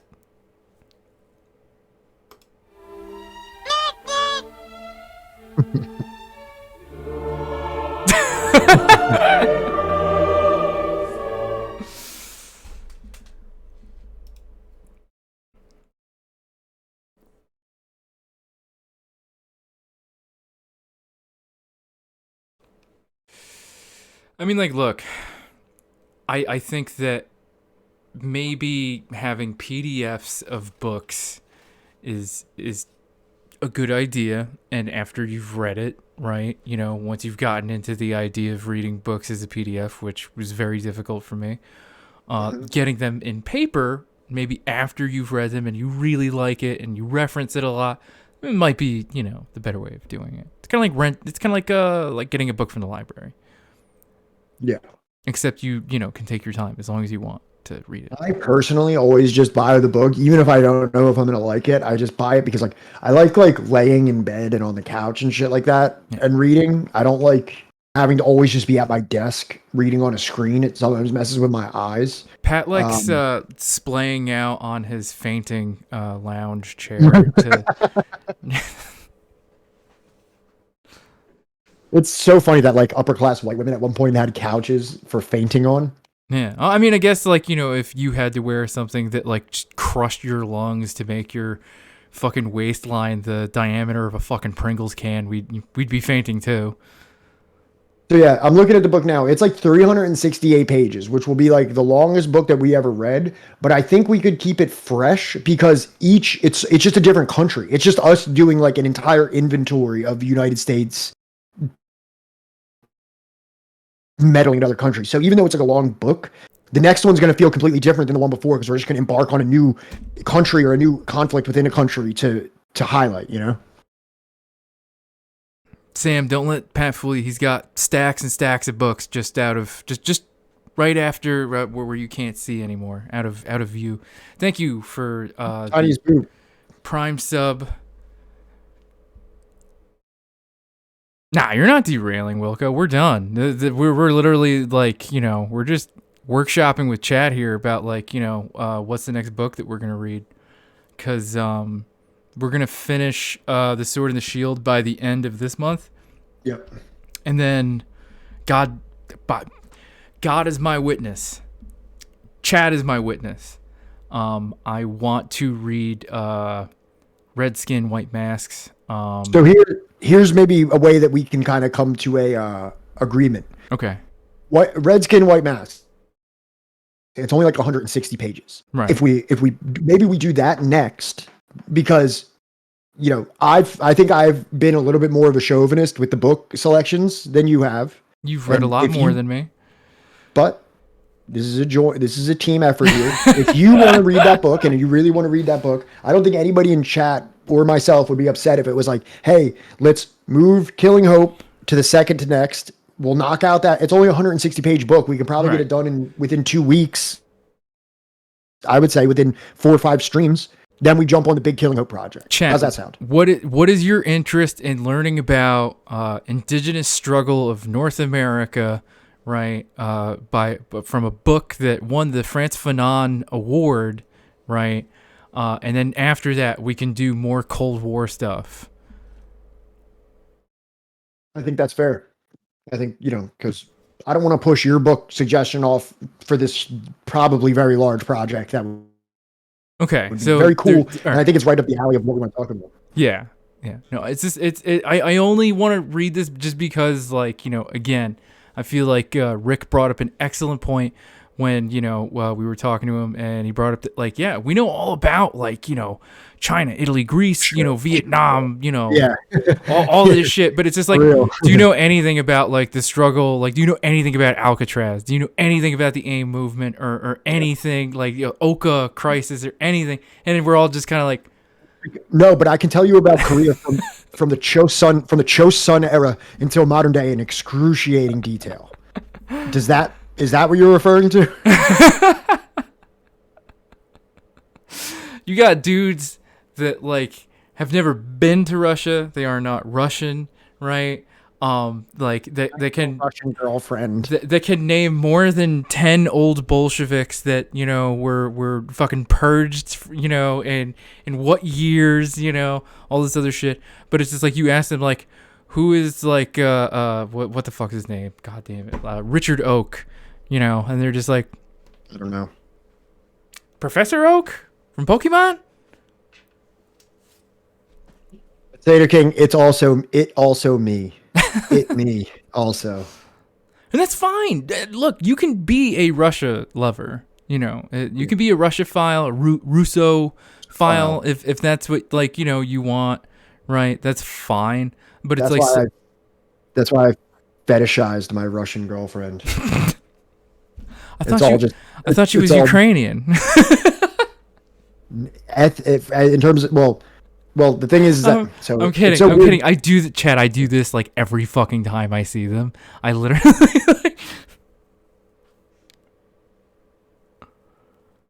yeah. So I think that you know, doing a book, you know, let's dip our toes into some indigenous you know, liberation. Little toe dip. Let's dip our Cold Warrior toes into a little bit of, you know, First Nation lib. Cool. And then we'll get back to our regularly scheduled Cold War CIA coup programming. Trust me. I think like you'll begin to see the trend of who's picking what book. We'll just flip flop from like Cold War to like, you know, here's Sweetgrass or something, or the Prison of Grass.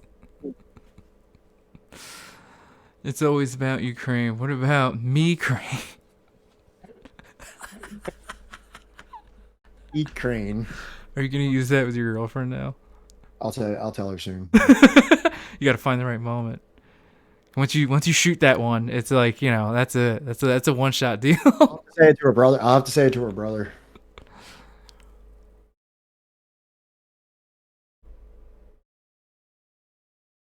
Stay strong, bro. No joke, if you go back to me before I read Wretched of the Earth, I had some very regrettable takes in reference to indigenous issues.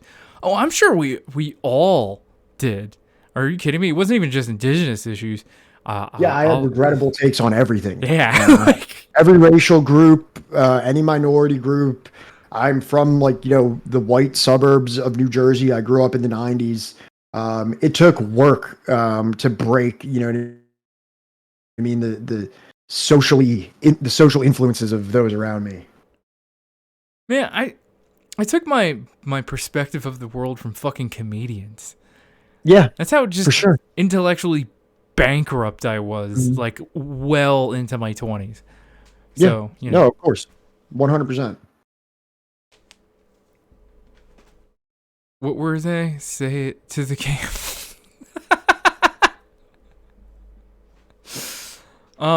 They were definitely what the fuck is it? George Carlin, you know, obviously was like a big one. Look at me. Yeah, I was a fan of George Carlin when I was younger. Trying to think like who the other one I thought was like ridiculously I think like Doug Stanhope was probably the other one. Bill Hicks. No, Carlin's not. No comedian is based. They're all awful. Stop with that. Stop defending comedians. They're all awful people. That's why they're comedians. All right? You'd be fine. You guys can like the comedians. Like whoever you want. If you're taking, here's another thing. If you're taking your like analysis strictly from streamers or even us, like, oh, I meant the takes. What takes did you have? I'm not gonna say them because they're horrendous and I regret them and I regret ever saying them out loud.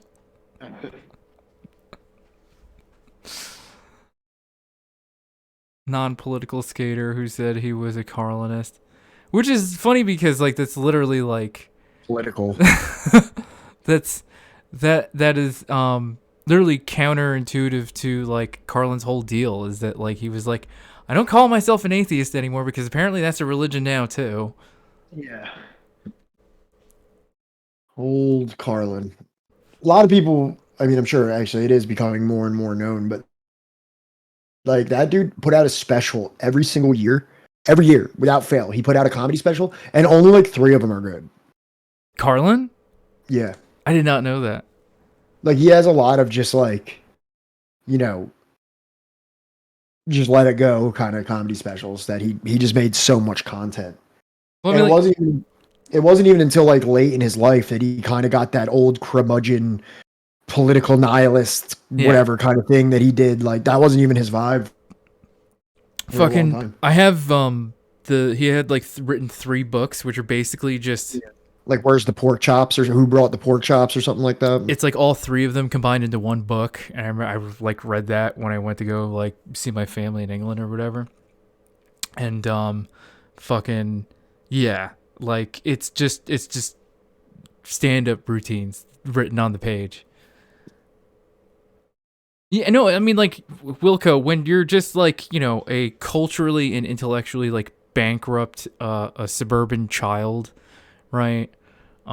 Yeah, like, you know, it's real easy to start looking at, like, comedians as if they are, like, you know, modern-day philosophers or something, and that, like, you know, well, you know, it's funny, but it's also true.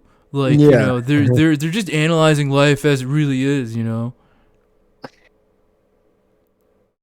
Do we know what Carlin thought about communism? Like, did he ever talk about it? Probably. He serves in like the Navy or some shit, and he didn't believe in like U.S. politics, and he was like very like anti-patriot. But yeah, I think he falls into like almost like that like radical libertarian wing of like, you know, belief where it's like yeah, everything is just like myopically boiled down to like the government's bad and like all cool, like everything should be permitted.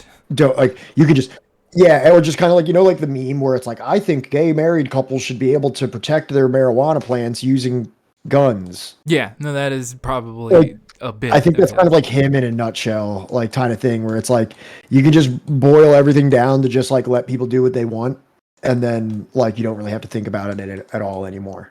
Any form of government can be equally destructive if improperly operated. When rebuilding a new system over the old one, it's important to be careful not to create loopholes for nepotism or dictatorships. Well, you see, Sachiko Yume, I want a dictatorship. I want a dictatorship of the working class.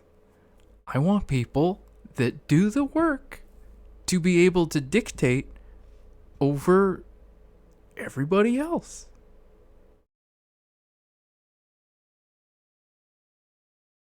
But who would be everybody else? Because like, aren't you essentially? Wouldn't the owning class essentially be like liquidated or like dissolved into the working class? If not entirely, just like significantly. You know what I mean? Right. Or that, like, you know, at least the working class has, like, you know, the final say over, like, you know, the political machine, whatever you would want to fucking call it, right? And that, like, anybody that, like, you could even mildly consider a capitalist or owner of, like, the means of production has to follow the dictations of the working class. Which is like, even like to like the staunchest opponents of that specific what you're proposing, because it sounds radical and extreme, but when you really think about it, we live under that to a degree at the moment. Like, not saying like entirely to the point that you would want it, but I'm just saying, like, if somebody said like what you're saying is crazy, and then you would have to be like, okay, so should rich people not have to abide by labor laws?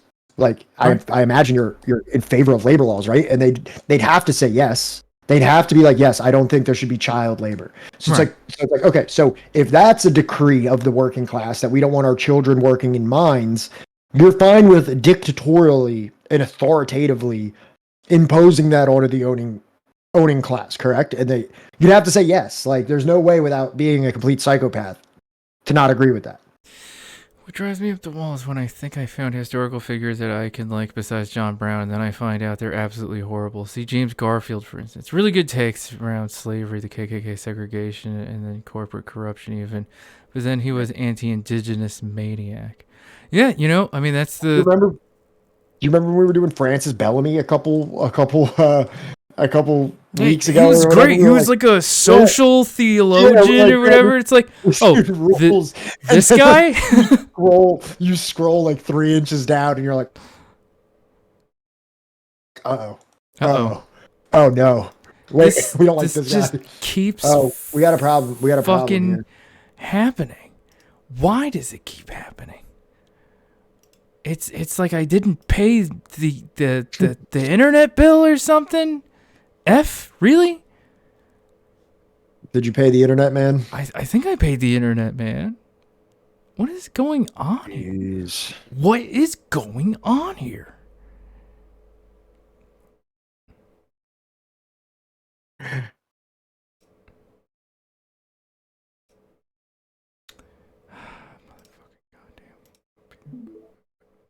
Hey. What's up? What are we looking at here? There we go. All right. Reconnection successful. This recording is going to be like so fucked. We have absolutely bungled this one. Folks, we have fucking destroyed any type of credibility that we have today. Our microphones aren't set up right.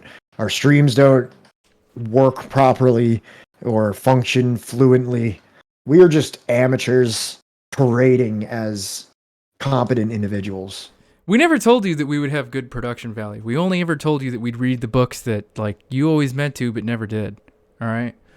And we stay true to that. We're delivering. Mission statement, yeah.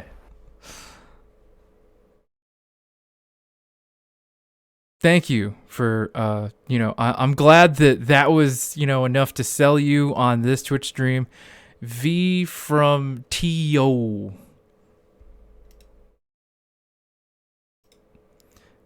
Books read, promises made, promises kept. All right, let's see here. It's, wow, we're only at like 3.5 hours. I don't know. I mean, I'm out of material, You got anything? I was fading horribly. I kind of had a little bit of a bounce back, but I don't know. Maybe I just need to recharge my batteries, and we'll come at it on Wednesday with some more gusto. Tell you what, Wilco, for Pride Month, let's read, I don't know, Leslie Feinberg or something. Unless you can... What about Pink Triangle? Who's it by? I'm not sure, but Perenni references it a bunch. It's about, can you pull it up real quick? Just pull it up and see if the chat wants to read that for Pride Month.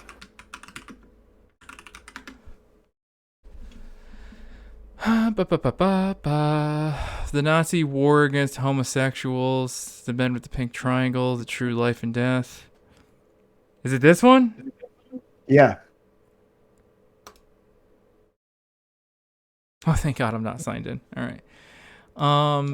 This is the first comprehensive book in English on the fate of homosexuals in Nazi Germany. The author, a German refugee, examines the climate and conditions that gave rise to a vicious campaign against Germany's gays as directed by Himmler and his SS persecution that resulted in tens of thousands of arrests and thousands of deaths. Is it what? Is it maybe in poor taste to read that? A little bit. I would rather read something a little bit more empowering, about accomplishments rather than like persecution. Well, I mean, that's why, I think we got Transliberation, maybe. What was the last one that they made? We do Rainbow Solidarity in defense of Cuba.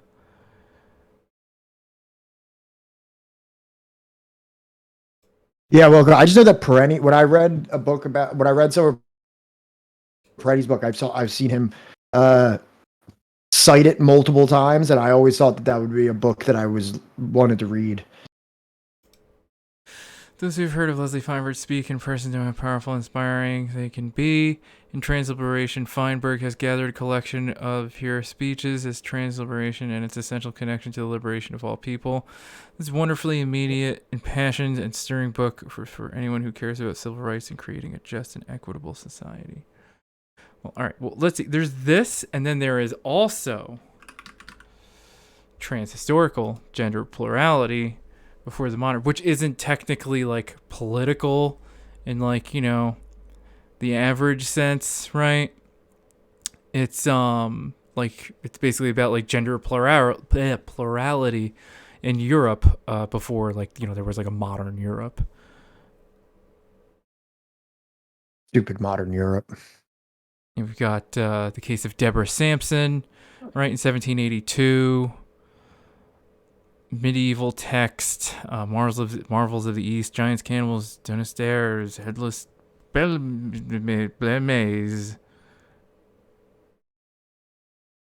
I don't know. I kind of want to check this one out, but I don't know. Well, we've got time before Pride Month, but I want to read something cool.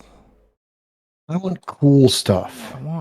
Cool, radical, queer stuff.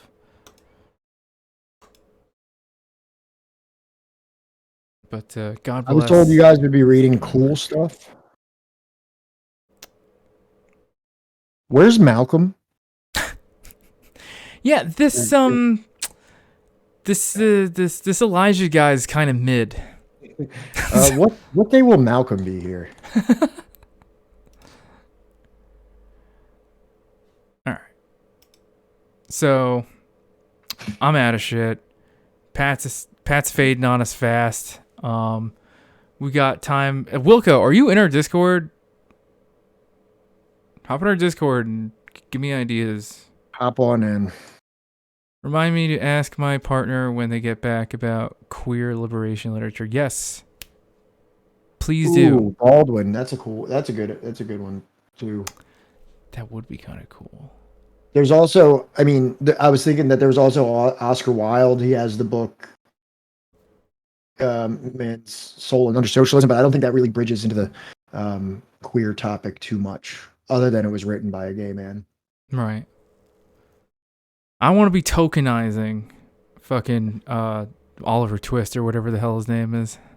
Oliver Twist? What's his Oscar name? Wilde? Oscar Oscar Wilde. Wilde? There you go. I don't want to be tokenizing him, you know. Maybe we could read him for St. Patrick's Day.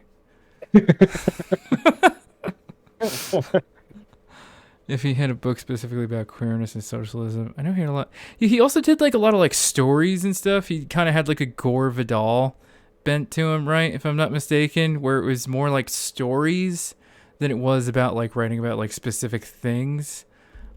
This is coming from somebody who has not interrogated James Baldwin's work, so please don't, come after me if I'm wrong.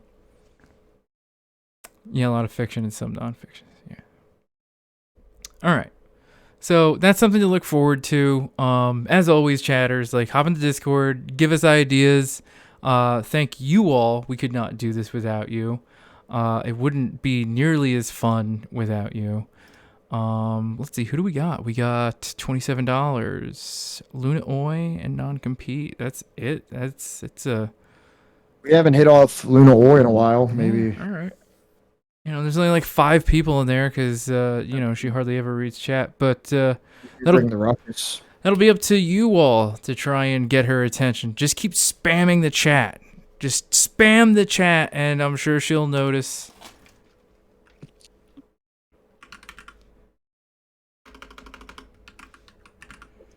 Thank you.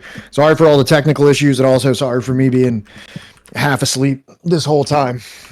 We'll figure it out eventually. We try to do this a lot. Some days we're just raring and ripping, and everything's running smooth. And then some days you got to saddle up, even when you don't feel your best. And we always do that. We saddle up. All right. Lal Salam. Stay strong out there. See you Wednesday. Remember, Saturday this week, not Friday. Yep. Stop recording.